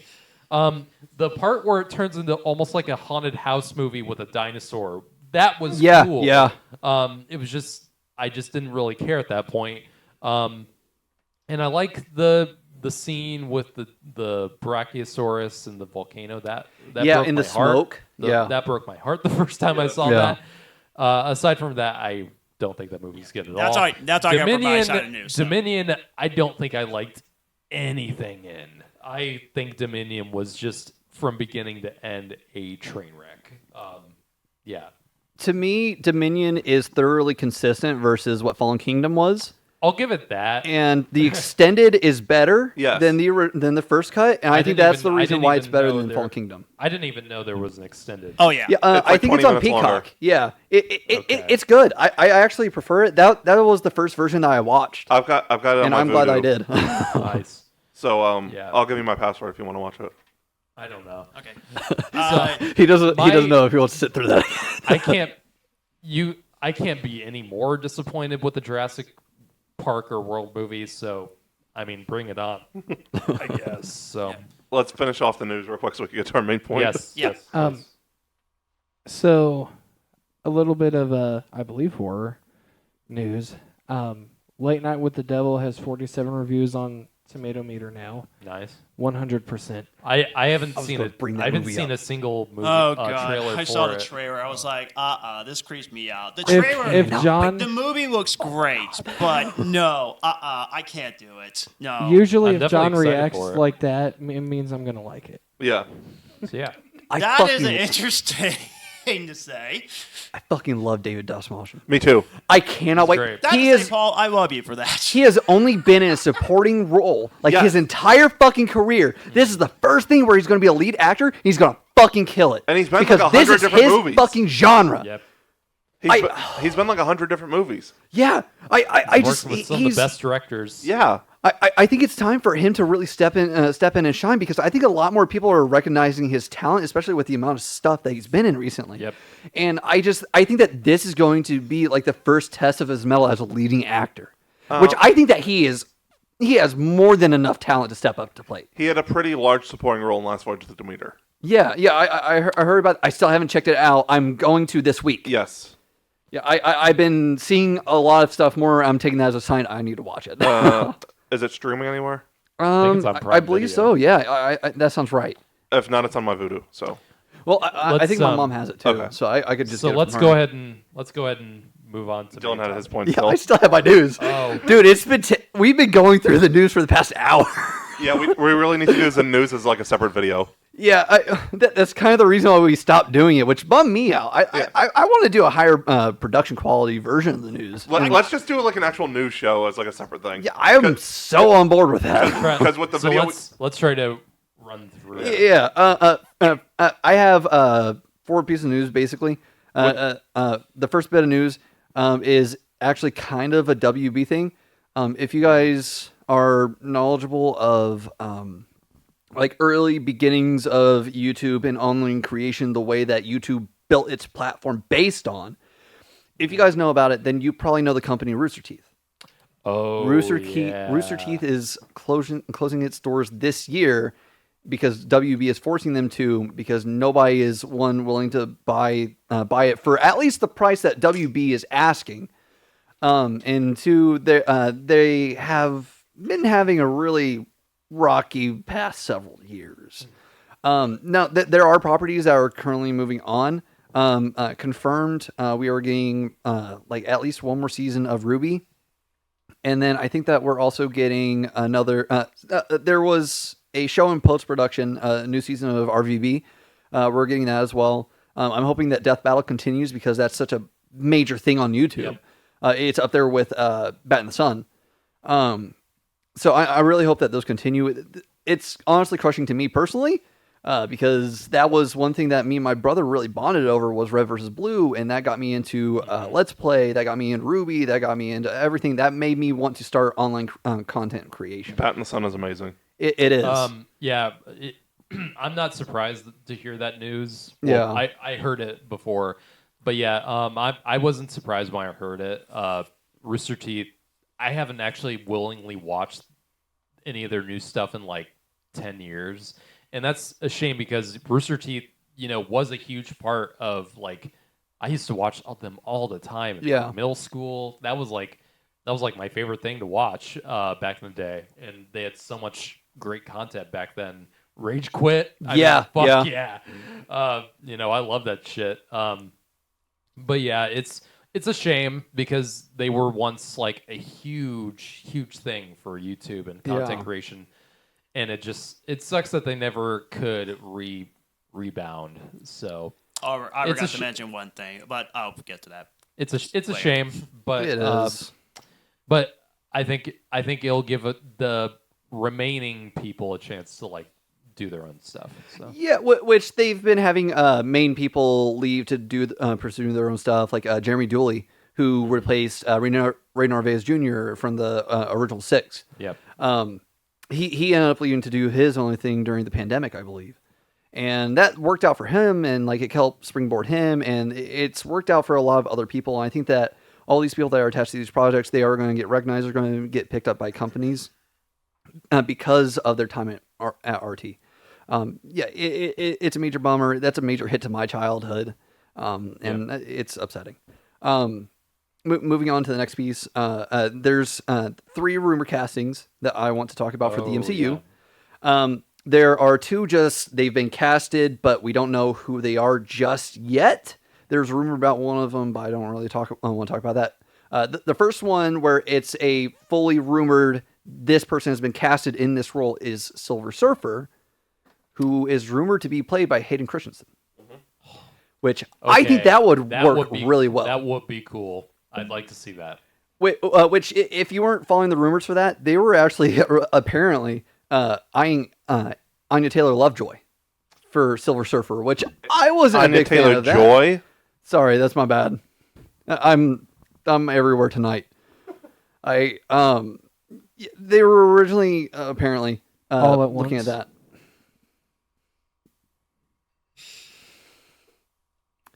Just finish. Yes, please. Anyway, that's the current full rumor casting that we have, I believe, aside from, I think we already mentioned it, Javier Bardem as Galactus. That's a rumor casting as well. Mm-hmm. Apparently, Henry Cavill has been casted in the MCU in an unknown role. Some people are spreading the rumor that it's as the Beyonder. Mm-hmm. But I have a different casting because of who the third person is. Captain Britain? No. Oh. Because that is a role that he said that he wanted to do if he were ever cast in the MCU. Dr. Doom. Henry Cavill as Doctor Doom. Considering the fact that they're trying to pivot from Kang, Doctor Doom is the next logical choice aside from Galactus. That's what they should have done after Thanos. It was. Kang. It was. Considering the fact that they were wanting to do fucking Secret Wars. Yeah. Yeah, I think that's who it is if the rumor is true that he's been casted. I think that they're going for Doom because there's no fucking way they're not looking for Doom right now. There's no way. They can't be after all the shit that they've been going through the past couple of years. Like, yeah. You're goddamn right. They're looking at Doom now. Like, how could you not? Especially after Jonathan Majors. Unless they're recasting. Well, that was a rumor that they were going to recast him with John David Washington. Yeah. But I feel like the response to like Quantumania proved that no one really cares about Kang. Well, like Jonathan Majors' performance in Quantumania was actually one of the biggest appraisals that I saw of it. Somewhat good things about it. Yeah. I've kind of pivoted on Quantumania a little bit, but I'm not going to talk about that. Yeah. But I think that if Henry Cavill got casted, it needs to be as Doom because of the rumored. They're at least looking into casting this person. They're looking into casting Ryan Gosling in the MCU, which I think is interesting. I think that they're kind of chasing that coattail of Barbie. Mm-hmm. Yeah. I can't move anymore. Sorry, guys. I have Paul's moving around somewhere. Okay. I have a fan cast for Ryan Gosling. Mm-hmm. I think that Ryan Gosling should be cast as the Beyonder because they're going to be looking for these like really big people that are menacing to play him. But when you look at the Beyonder, he's kind of just like a trickster dude. Like, he's charismatic. Right. Like, I think that they need to go for somebody who you would not fucking expect to play the villain. I think that Ryan Gosling would fit that to a T. Now, granted, we're probably not going to get Secret Wars until 2027. And that's kind of at the earliest right now. I doubt even that. Yeah, I think it's going to be a minute before we get the next Avengers movie with how they were banking on Kang. Yeah. Even though he's been in the MCU already in a smaller role, I kind of want Lawrence Fishburne from Mephisto. As the Beyonder? As Mephisto. That would be cool. You know what? Are you only saying that because of the Matrix? No, I just think it would work. I could see that. Another thought was Jake Gyllenhaal, maybe. I still agree with the Sacha Baron Cohen. As long as they don't like make it a typical Sacha Baron Cohen style of writing. They won't. He has a dramatic side to it. He's more than just Borat. Yeah, I think that they need to lean more on that then, if they are going to go forward with that, because I think that that's actually a brilliant casting for Mephisto. Someone, it was a rumor for a bit. It's probably not going on now. For Doctor Doom was actually Cillian Murphy, who I think would like that. I'd be super down for that. Damn interesting as Doctor Doom. I mean, would you really ever see his? Because you would never really usually see Doom's face out under the mask. Right? It should only be in flashbacks, Now, because as soon as he adopts that persona, he's done. Now, I'm not really an expert on Doom. Is his face underneath, like, is it scarred? Or he's fucked up. Now he's not in the this, comics, but why is it disfigured like that? Isn't it black magic? Yeah, that's the way that it was originally in the comics. They might have pivoted away from it. I'm not 100% sure, especially now that they fixed him, quote unquote. Or last I saw.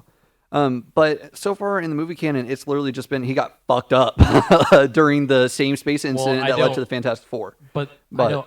No, I'm not talking about the movies because I know. I'm just saying, like, I'm pretty sure that was solely from the movies. I think that I think that so you're right, in the comics, he's usually he just wears the mask. Yes, he refused. Okay. He calls that his face. Like that's how he chooses to be known. He can't be without his mask. It's just one of those things where he does not part with his armor at fucking all. My face! Give me back my face! It's that exactly. No, he freaks the fuck out. He considers himself as walking around without his skin if he doesn't have his armor on. I think this just proves that no one when they were making these Fantastic Four movies knew what the fuck they were doing. At least not with Doom. Like that was one where they got like the rivalry down to a pretty good range. It's just after that, Yeah. aside from the 2015. What was your next? Yeah, next piece of news. Yeah. That was it. That was it. I'm done. Okay. Cool. All right, guys. So here is the main topic for tonight. It Finally. is- Yeah, It is. Thank you for bearing with us. We should definitely do the news as a separate segment next time. Yes. It has already been 3 hours. Yeah, we've been recording for the past 2.5 hours, even if the timestamp doesn't say that. Yeah, 3 hours. Yeah. Well, in this particular recording, how long has it been? It's probably only been about an hour and a half. Yeah. So yeah. If it's 3 hours, it's been like 1:45. 145. Yeah, because Okay. Okay. Yeah. We we started with 1:15. Yeah, we need to think of a good kick butt title for the news segment. We should call it the Cinema Asylum podcast. We'll brainstorm that later. Yes, we will. Yeah, we will. We don't Okay, need to spend any more time on that. right. Okay, so the main topic for tonight is movies that critics loved that didn't do well at the box office, and movies that critics didn't like that did do well at the box office. Let's start with the box office flops. The movies that was well received but didn't do well. Flash. There you go. I have 3 off the top of my head, and they're all fairly recent. One I think is probably going to be the obvious one for a lot of film lovers is Shawshank Redemption. I Because love that one. as much as people love it now, upon release, it was not a hit at all, and it was a flop back then, and but people loved it so much, and critics loved it so much that it ended up becoming more of the classic that it is because of home video, and now it's still the #1 movie of all time on IMDb. So, Yes. Yeah. my second one is going to be another Stephen King adaptation, and that is Dr. Sleep, because this is a still haven't seen Mike that. Flanagan's movie, a sequel to The Shining. It's based on the Dr. Sleep book about Danny Torrance. Phenomenal. Like if anyone before it had said we're going to make a sequel to The Shining, no one would have possibly thought that was going to be good. But Mike Flanagan somehow, and Stephen King famously does not like the Stanley Kubrick Shining film. Yeah. But Mike Flanagan's because in my opinion, Mike Flanagan is the most consistently good horror filmmaker that we have right now. Agreed. Because of everything he's done. I can't think of a single movie that I have disliked from him or a show. With Haunting of Hill House, recently with House of Fall of Usher. Or Yeah. the Fall of the House of Usher. Yeah. which was phenomenal. I really want to see Midnight Mass. Oh, Midnight Mass is amazing. that might be I fucking his, love it. That might be his best show. Yeah, oh my so God. far. I've got it saved to my Netflix. Fantastic. His movies too. I mean, you have movies like Hush. You have movies like a movie that had no business being as good as it was. Ouija: Origin of Evil, which was a prequel. I think that I don't think it's really confirmed to a piece of shit Ouija movie that Blumhouse made. Had no business ever being anything. Mike Flanagan made a phenomenal prequel to a horrible movie, which you don't hear much. You don't hear that much. No. But then you get Dr. Sleep, which I think is the perfect bridge between Stanley Kubrick's vision, even though Mike Flanagan's vision is clearly felt throughout the Dr. Sleep. It's the perfect blend of Stanley Kubrick's tone with the more fantastical side of Stephen King and the more sensitive side. I think it's a terrific film. Dr. Sleep is. Unfortunately, did not do well at all at the box office. Yeah, I remember that. It was a real damn shame because it was so damn good. After finding out Rebecca Ferguson is a villain in that, She is yeah, she is the scene stealer in that film. After Dune So Part 2, great. seeing her as like a Yeah, villain type you will character. see a lot of that character when you watch Doctor Sleep. I'm fully in that invested. performance. I'm watching the two of And them. then back-to-back you, tonight. my third film is going to be Annihilation. Yes. Which was Alex Garland is the Yes. director, who is famous for writing. Before he got into directing, was a writer on films like 28 Days Later and a few other things. But first got into the directorial scene with Ex Machina, which was, I think, A24's like first real big hit. I've not seen it. Ex Machina is really great. It's about AI, and it's got Alicia Vikander, who's great in it. And then he went to do Annihilation, which actually Paramount did, which is kind of weird because it definitely feels like an A24 movie, like Ex Machina did. It has just this eerie tone throughout it, and it has this, it has an atmosphere to it, and it really, there's the music and the sound design is eerily creepy in the film, and it has some horrifying sequences, especially with a fucking bear. It's honestly one of the most the underrated. scariest bear creature I've ever seen. It's honestly one of the most underrated sci-fi horror movies. Yeah, especially in recent years. I think Annihilation, I feel like, doesn't get enough love. Yeah. And I think it's very underrated. Also, did not do well at the box office. And I think it has terrific performances from Natalie Portman, Tessa Thompson. And I cannot say enough good things about how great the sound design, the music. It just has this. It really does pull you into another world. That film. I might does. give that film a watch. I need to rewatch it. It's great. Watch it with the lights off. It puts you Okay. in a. It just puts you. Matthew in a turns mood. off his lights anyway, so. Yeah. Yeah, I've got the DVD. It's a great. Nice. It's a great film.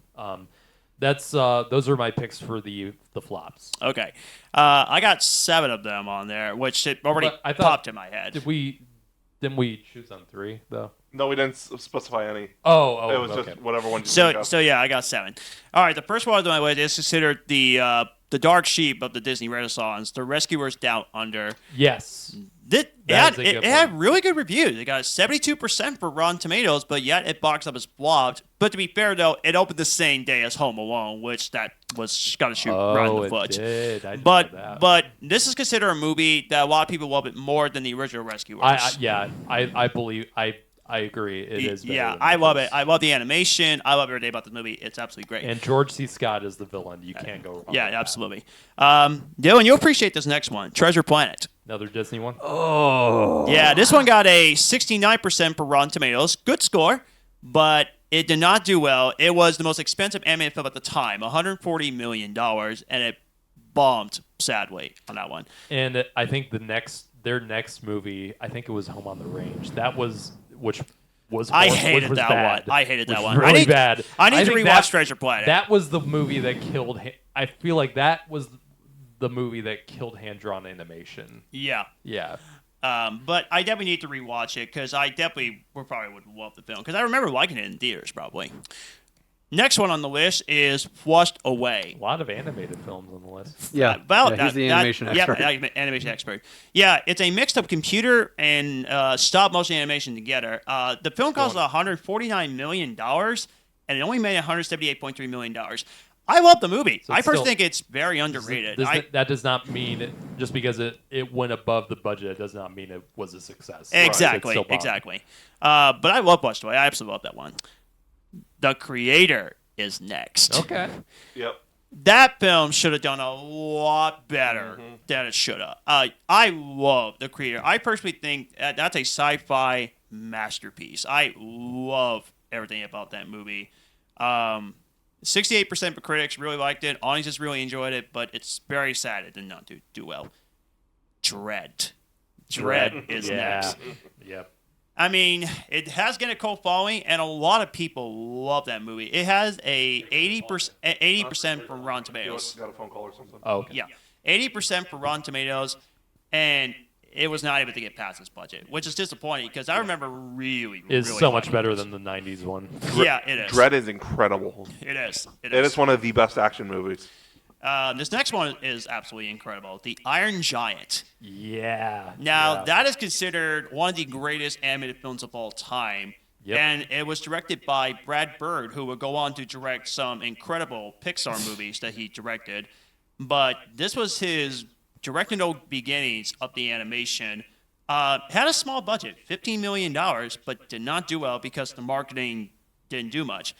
For some reason, as a kid, I didn't care for it that much. But as an adult, I've always loved it. But as an adult, I went back. I said, "Why did I not care for this movie? I love it. Awesome. It's absolutely amazing." And finally, the biggest of all films that bombed at the box office that definitely should have got a lot more money: Batman: Mask of the Phantasm. Yep. Now, if Crap, you stole one of mine.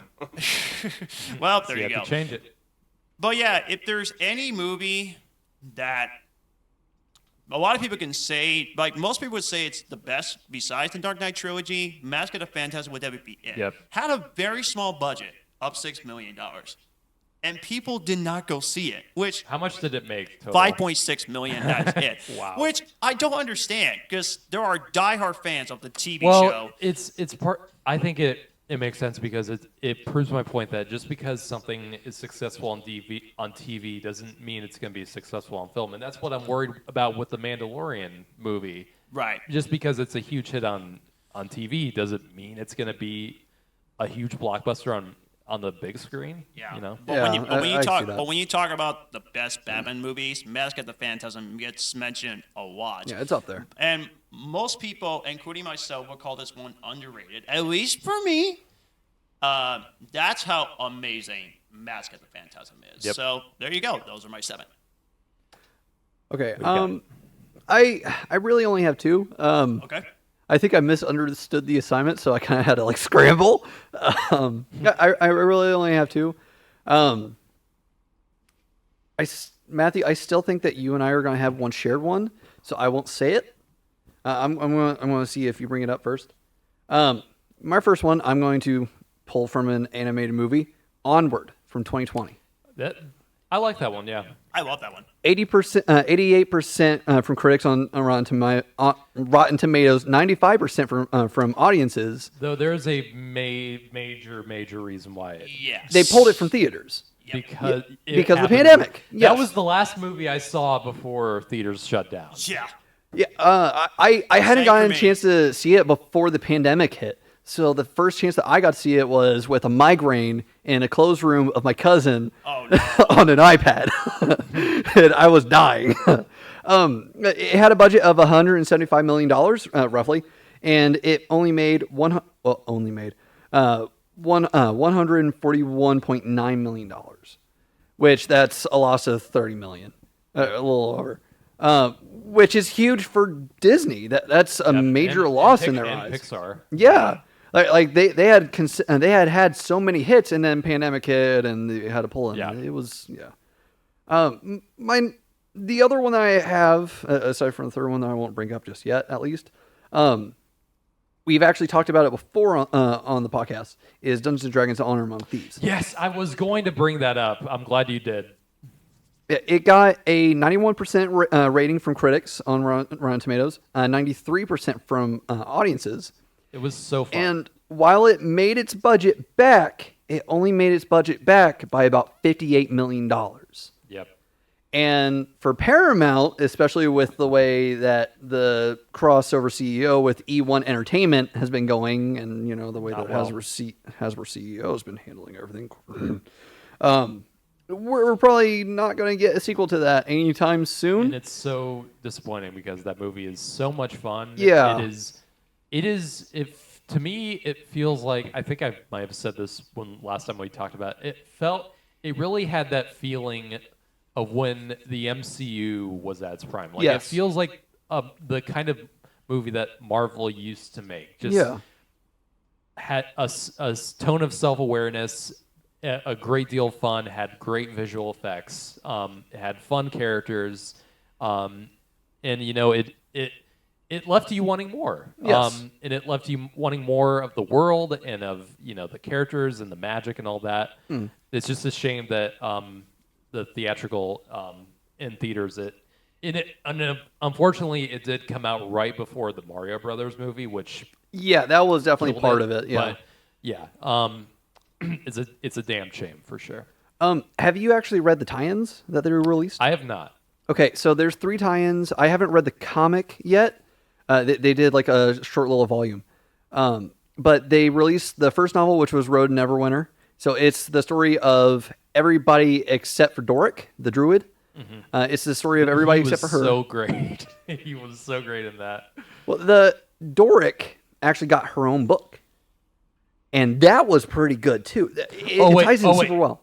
I'm thinking of different characters. You're good. Doric was The Tiefling. Sophia Lillis. Yes. Right. Okay. I was thinking of the Paladin. Okay. Yeah, Justice Smith.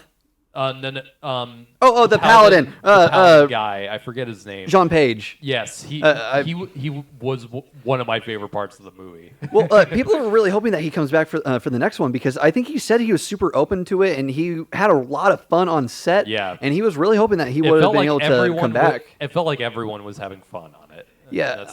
I still want to campaign for the release of the full fucking session 0 that they did to prepare for the fucking movie. That'd be cool to see. We got film clips from it during the behind the scenes features. But we haven't gotten the actual fucking thing. Release it. I know you fucking have it. If you recorded parts of it, you recorded all of it. There's no fucking way. Yep. Release it. It's bullshit that wasn't a special feature on the fucking disc. Screw that. Matthew. Yeah, I got a few. The Flash. All the critics love The Flash. Tom Cruise said it was the superhero movie we needed.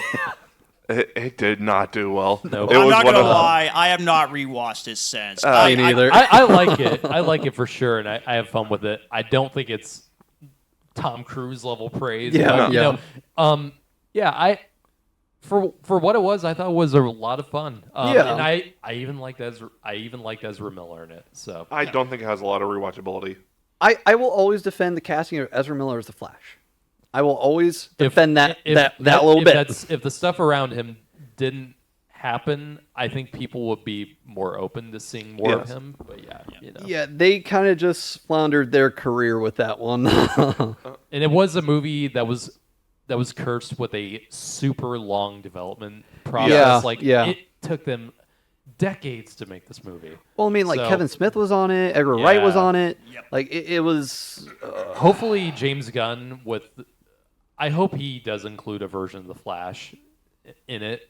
Either it's Wally West or someone like that, because I think James Gunn could really do something fun with that character. Oh yeah, 100%.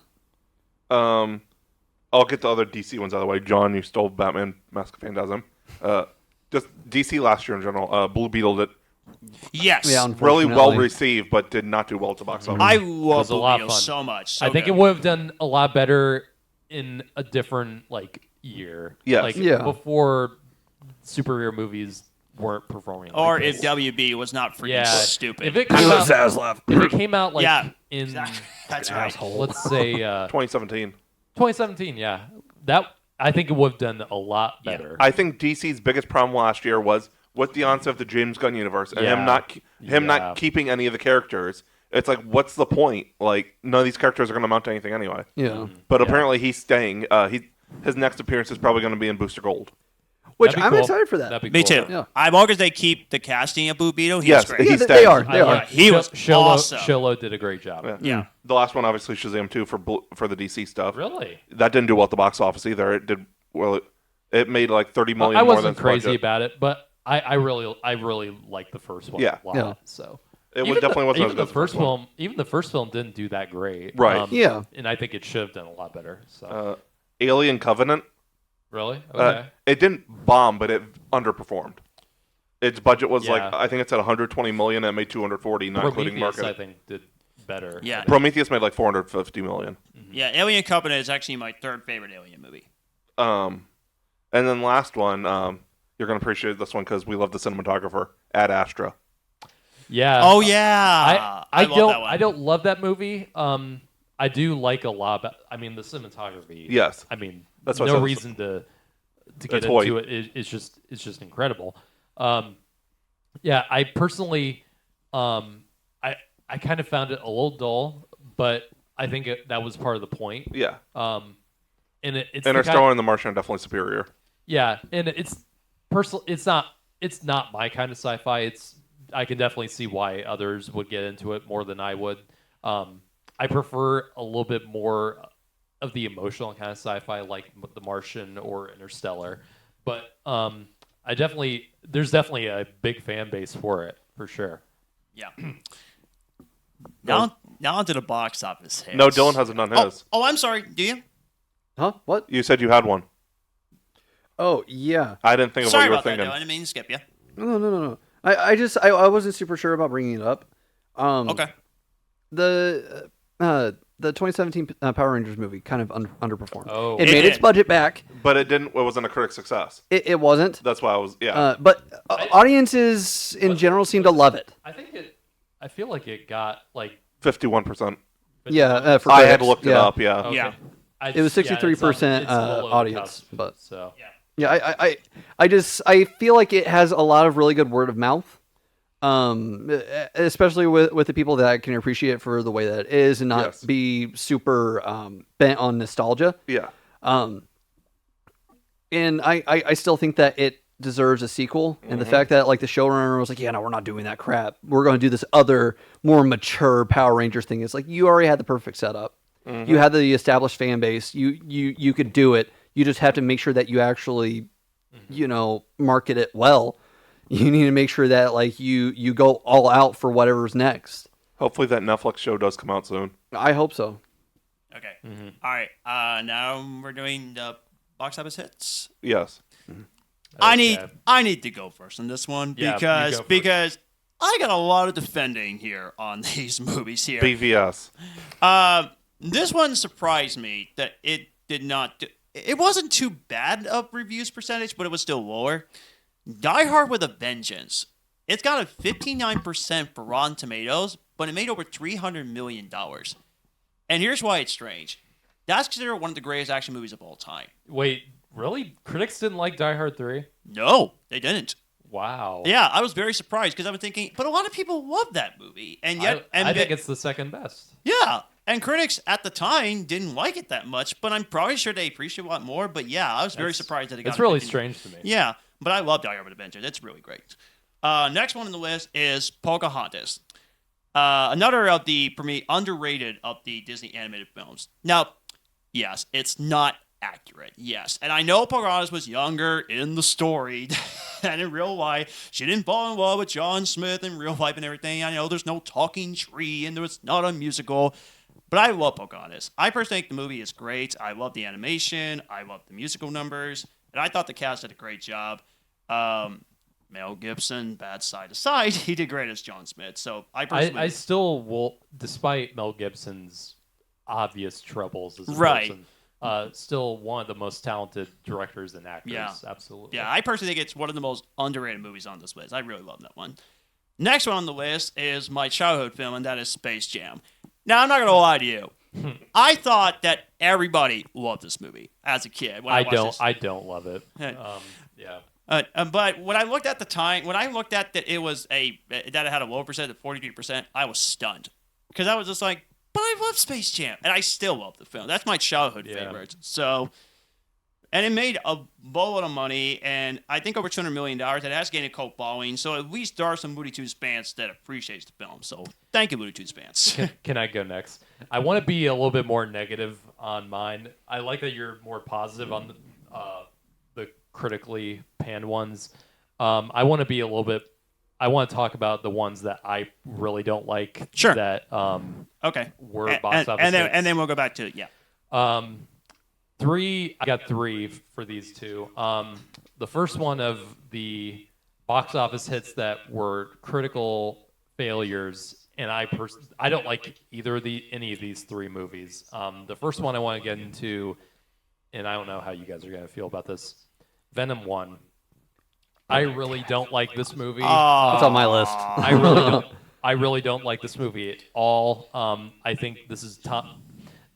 I don't get why people I mean, I kind of do for like meme and internet fascination kind of It's level. not the greatest, but I love it. I don't.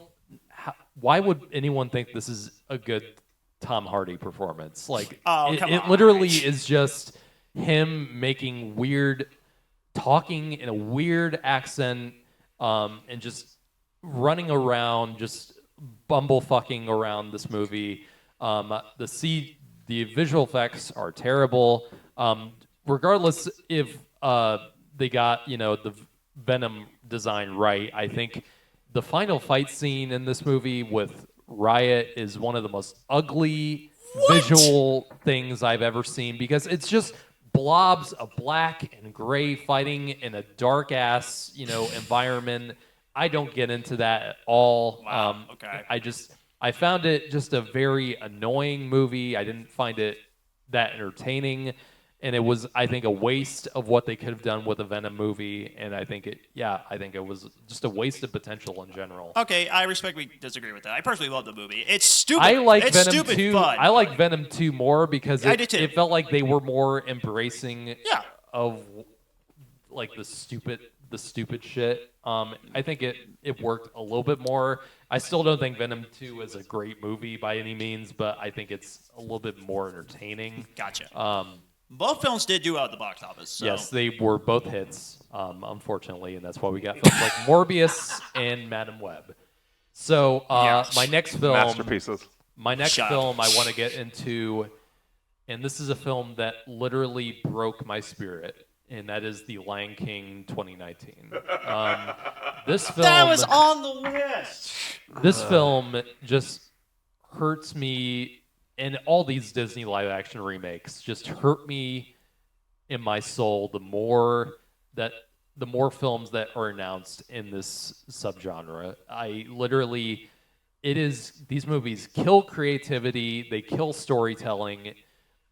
These movies are purely made for corporate greed and just eating off of nostalgia until there's nothing left. And this movie, I think, represents the worst of it, and because it completely takes out any of the emotional impact of the story from the original film, it makes the drastic, fatal flaw of making it photorealistic and completely removing any human-like emotion from the characters. I don't care if it's a cartoon.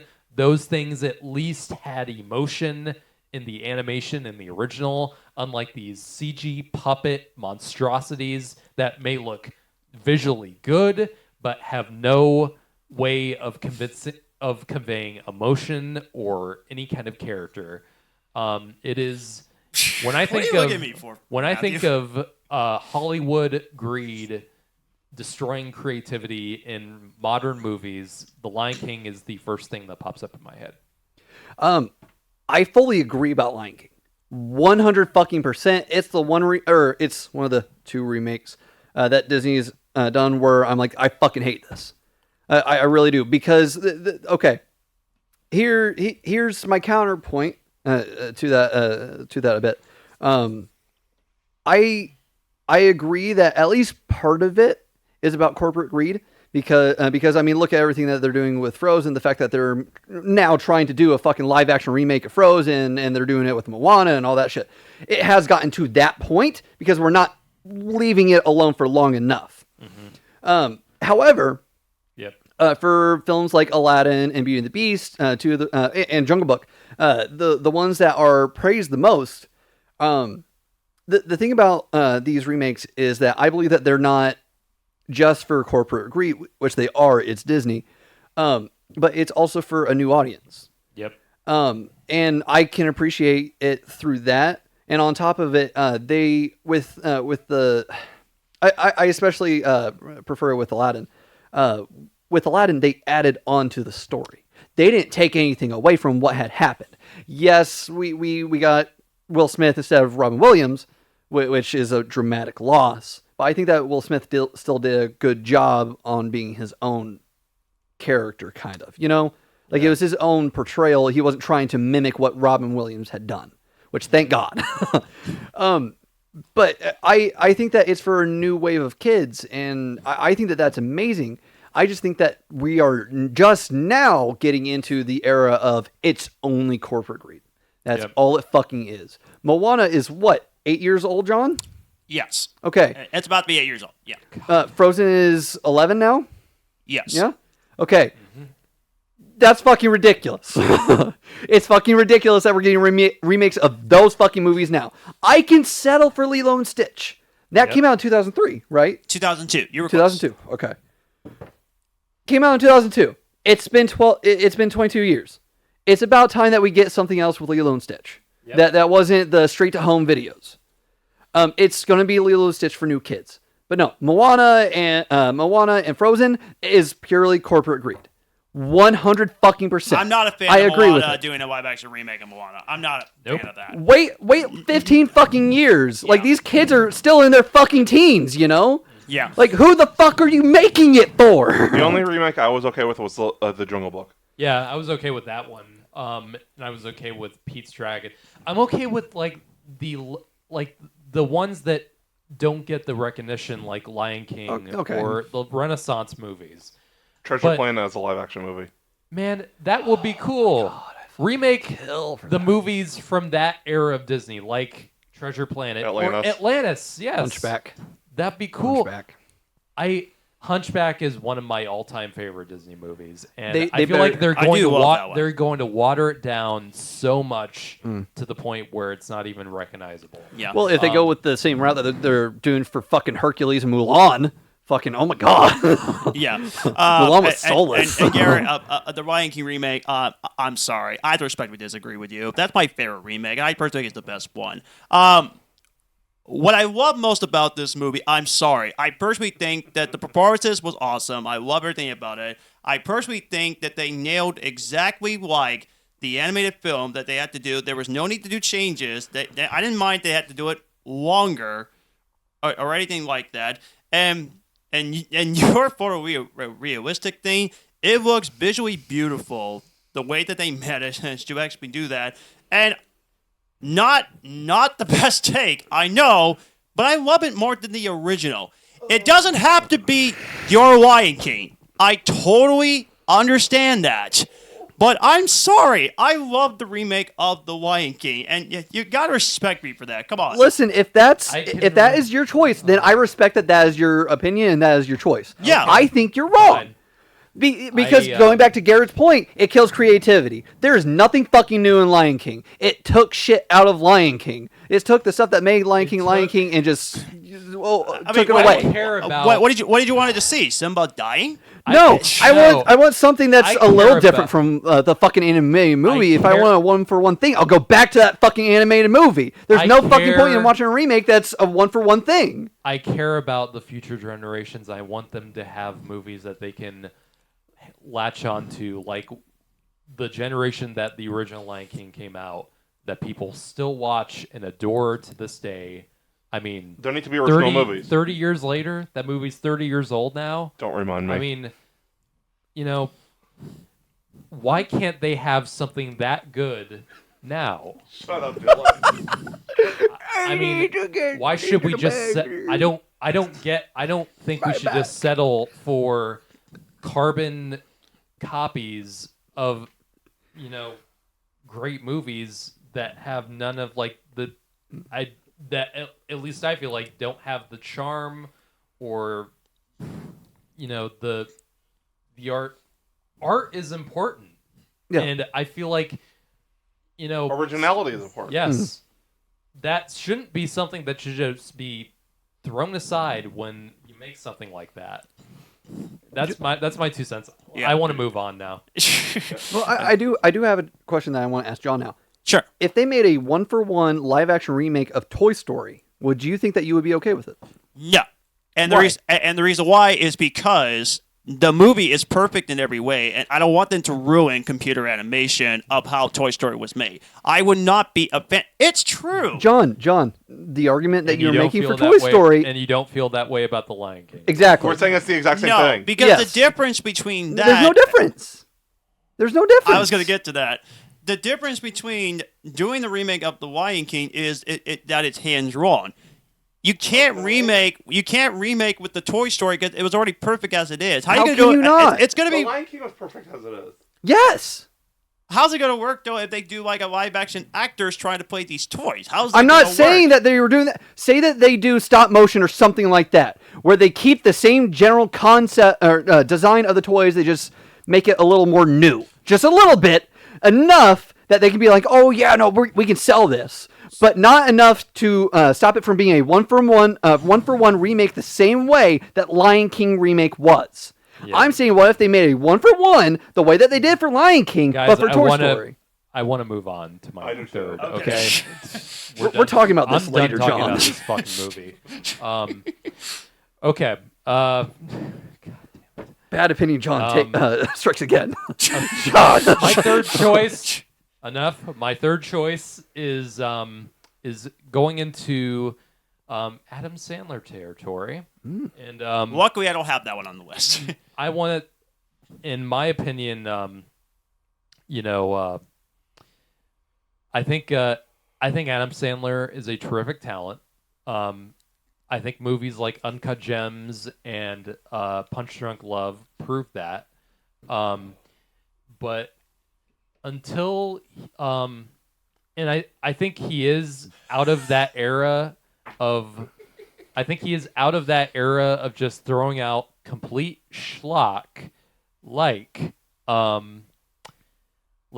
my next movie, which is actually not going to be this one. Okay. It's going to be Grown Ups 2. Oh. I mean, you could throw in the first one in this. I feel like they're I haven't seen any of those. Grown Ups. First one's Grown better. Ups 1 is shit. Grown Ups 2, I think, is represents that era of complete trash studio comedy movies where the actors clearly did not give a shit other than just having fun with each other and on set, and did not seem to care about any sane, logical person in the audience except for the bottom common denominator, the complete idiots in the audience that just will laugh at any dumb, stupid, nonsensical shit that they will throw at them. And I literally, Grown Ups 2 is literally just like a high budget production vacation blog on YouTube with I mean, do I even really need to say why this movie sucks? Yes. I mean it's the literal, it's the bottom of the barrel. It's the reason why a bunch of those Adam Sandler movies, not just Adam Sandler, there were a bunch of awful comedies that are the reason for this. Movies like that are the reason why we don't get many comedy movies in theaters anymore. I mean, things like Anyone But You and No Hard Feelings last year, I think, hopefully will bring that back, where we will get good comedy movies that can appeal to people. But for the longest time, where did all these comedy movies go? They went to Netflix. We had Tag. They went to, well, that was pre-pandemic. Yeah, but I mean, it came after Grown Ups too. But I mean, think now. Like, what was the last comedy that you saw in the theater? Like, Besides No Hard Feelings. I mean, that was the last one I saw, and before then, I can't even think of one. Like a normal comedy, like not like Marvel or like not like a Marvel movie type of comedy, like just any, like a normal comedy with like a natural kind of thing. Like those kinds of movies like Grown Ups 2 killed that, and that was the reason why all of them went to die on Netflix and be forgotten. Last ones I can remember were like 2012, 2013. Yeah, that was the era of movies like that. That era is no more. So yeah, maybe that will come back in the coming years, but for the longest time, those movies killed it. So yeah, that's my third pick. Okay. I might as well go ahead and keep going with the next few. I'll get the Lion King one out of the way since you already mentioned that. And I guess somebody already mentioned Aladdin, so those two, those already be all. Both of them made $1 billion, by the way. I mean, I didn't talk about Aladdin other than talking about like as a remake. Oh, okay. So first one is definitely the most controversial one on the list because it's one of those movies that you'd either loved or hate. Batman vs Superman: Dawn of Justice. I'm down to 2 movies. 29% on. Didn't you already do your hits, or did you have more? I had more. Oh, sorry. It's okay. Okay. Yeah, 29% for Rotten Tomatoes. So which means that critics hate this movie and said it did not live up to the hype. I completely disagree. I happen to love that movie. The Ultimate Edition. I watched the theatrical cut multiple times, which I do recommend the Ultimate Edition. Yeah. But I watched the theatrical cut so many times, that's the only and I still don't understand the hate for it. Just saying. Jesse Eisenberg's acting, questionable at best. I like it okay, but I completely understand why there's such a vitriol towards it. Yes. Right. Okay, next one is the movie I'm going to really defend, which I don't understand the hate for this movie. X-Men Apocalypse. Oh. This has a 47% for Rotten Tomatoes. I love this movie. I don't understand the hate it gets for this movie at all. I mean, I try to find the mistakes for this movie, and I watched it multiple times, and I couldn't. I can't find anything that I hate about it. I love the acting. I find the story to be absolutely fantastic. I love the finale when they against Apocalypse. It's great. I love the finale. And I thought the cast did a great job. So I don't understand the hate of God for Apocalypse. I don't get it. And I struggle to figure out if I like this more than Days of Future Past. I have to go back and forth. I'm serious. I was going to defend you about Apocalypse, and then you said that. Because I also liked Apocalypse. I don't like the changes that they made to the character Apocalypse. Right. Okay. That is the downfall for that movie for me. I can't even compare it to No, Days of Future Past. I can't. Days of Future Okay, Past that is is fine. leagues ahead, at least in my opinion. It's Days of fine Future if it's Past- not for you, but Days of for Future me, Past is in my top 10 comic book movies of all time. Days of Right, it's Future mine Past too. is amazing. It's great. I love it. It's the best X-Men movie of the actual X-Men. Yeah. Yes, agreed. Outside Yeah. of, like Logan. So Yeah, that's yeah, the one. Logan, yeah. Yeah, that's the one I don't understand the hate for, at least for me. And thank you for mentioning the Jurassic World sequels, because that's actually next on the list. And dude, for the second time, I'm sorry, but I happen to love the Jurassic World sequels a bunch. 46% and 29%, respectively, by the way, for both Fallen Kingdom. John Badtake Thompson. Hey! You like those movies? What? You like They're Dominion entertaining. and Let's Fallen be Kingdom. civil. Let's be civil. they're entertaining. Yeah, and both of them made $1 billion. Again, just like Yeah, Apocalypse, I can't deny I that don't, they I were don't incredibly understand the hate successful. for these movies. I'm sorry. I personally think both of them are fantastic, so I don't understand the hate I got for those at all. I love both of you guys just like doing this with your head when John I talks. don't- I fucking love it. Keep going. I don't mind Okay. them. It's just- Now you see why Garrett didn't get on I me. can see them. I can see them right there. But at least you're respecting mine, which is good. Okay, I'll let you finish. okay. Your now, soul is leaving your body. okay, It's like the Winnie the Pooh thing. okay. I swear All to right. God. I swear to God. If you guys, if Winnie the Pooh Blood and Honey is on one of your lists and you guys say anything good about it, well, I'm not saying shit about Blonde Honey, you haven't so seen it, have you? No, I haven't. Okay.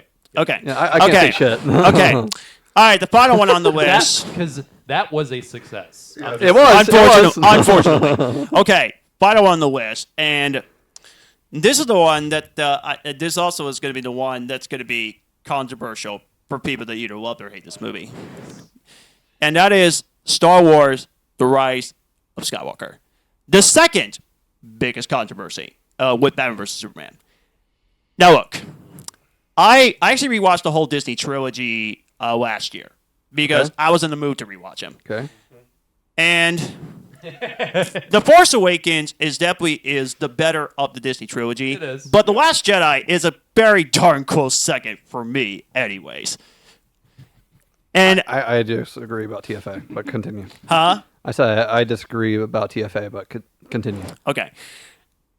And when I got to The Rise of Skywalker, I will be honest with you. When I watched it in theaters, I did love it, but I never got a chance to rewatch it.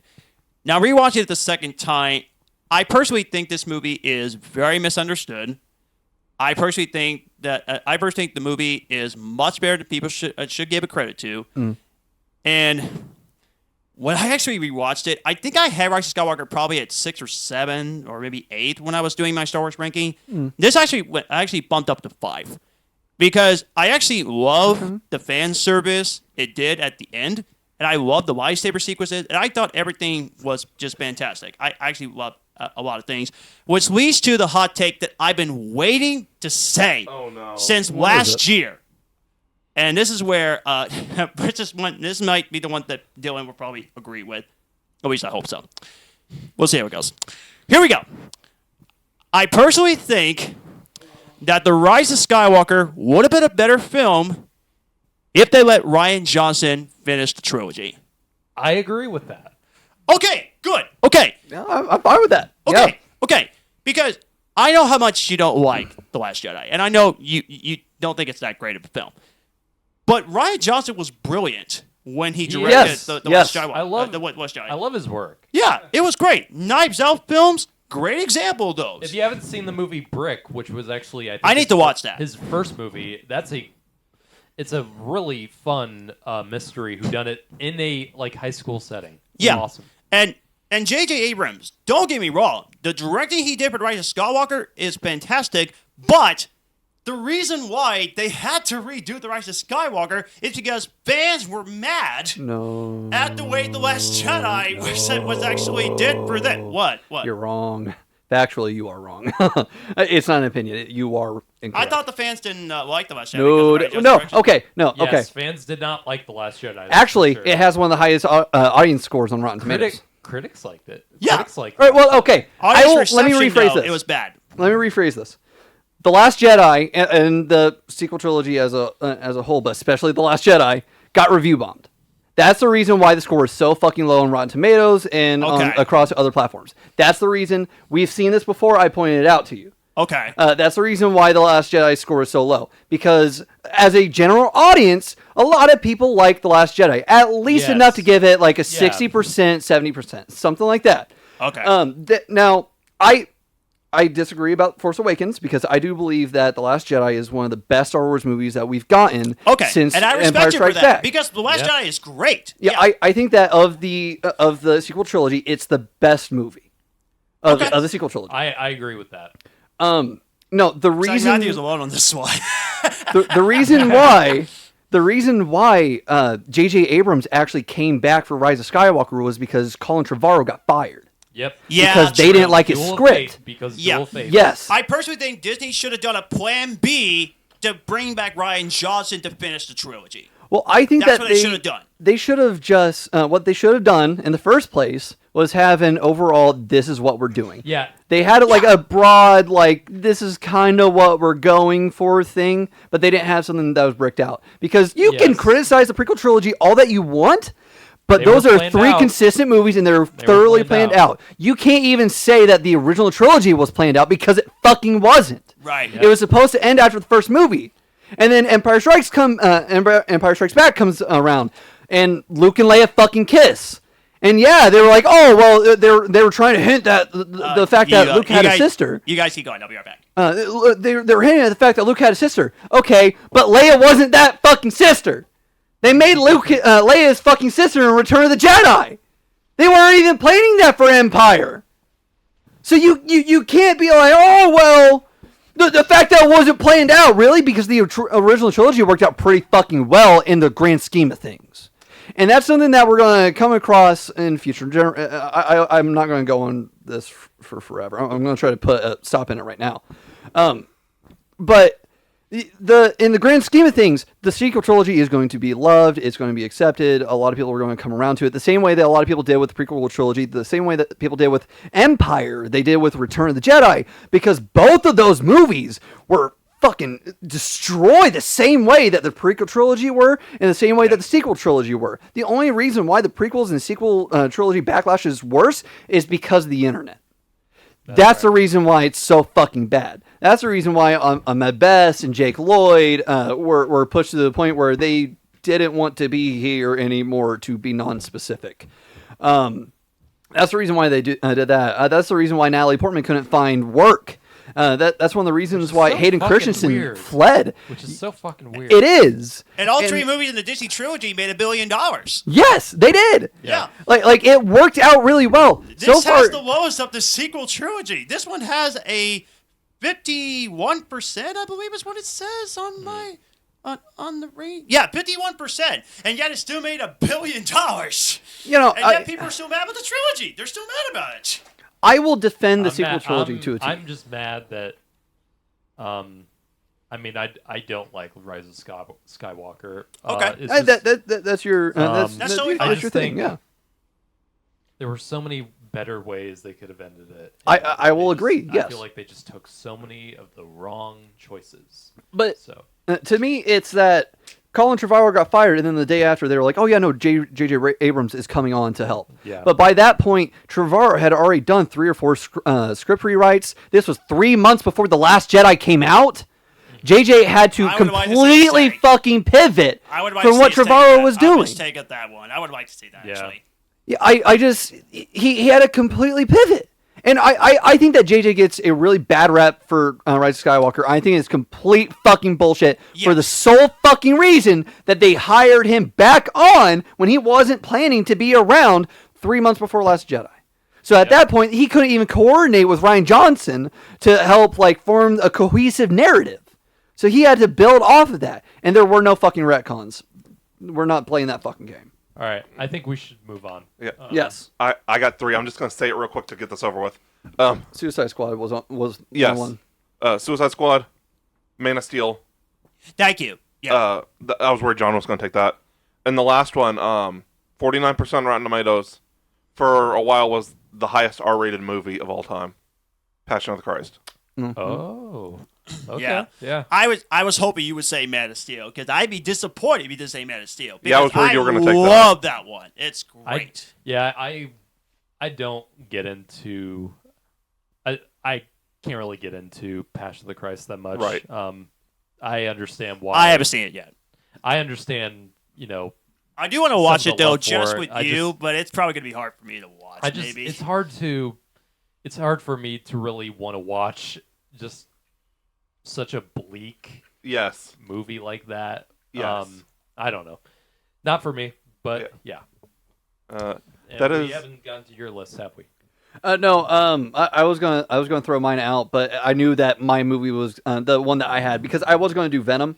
The one other movie that I had on my list was Suicide Squad, but I figured that Matthew was gonna say it. Yeah. Yeah. So yeah, the fact that it made $750 million.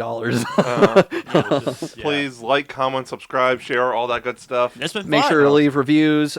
Make sure to leave comments. Give us feedback, whether it's criticism or just compliments, whatever. Just let us know. We will have a lot tighter episode next week. This was really long. Yeah. Well, I But mean, part of it we was the had- technical issues. Yeah, we had a technical issue. So if you guys stuck around for this one, thank you guys. Yeah. Thank you so much. We had a lot of Yes. fun on this discussion. It was great. It went everywhere. I personally think season 2 is off to a great start. Yes, it is. It is. We will see you next week. We have quite a few things to record next week. Our Ghostbusters review. Yeah, Yes. that's right. That was one piece of news that I wanted to mention is coming out this Friday. I'm really looking forward to it. 3 Body Pound review and our main episode. Yeah. So we will see you guys next week. Bye. I'll see you next week. Bye, guys. God Bye. bless.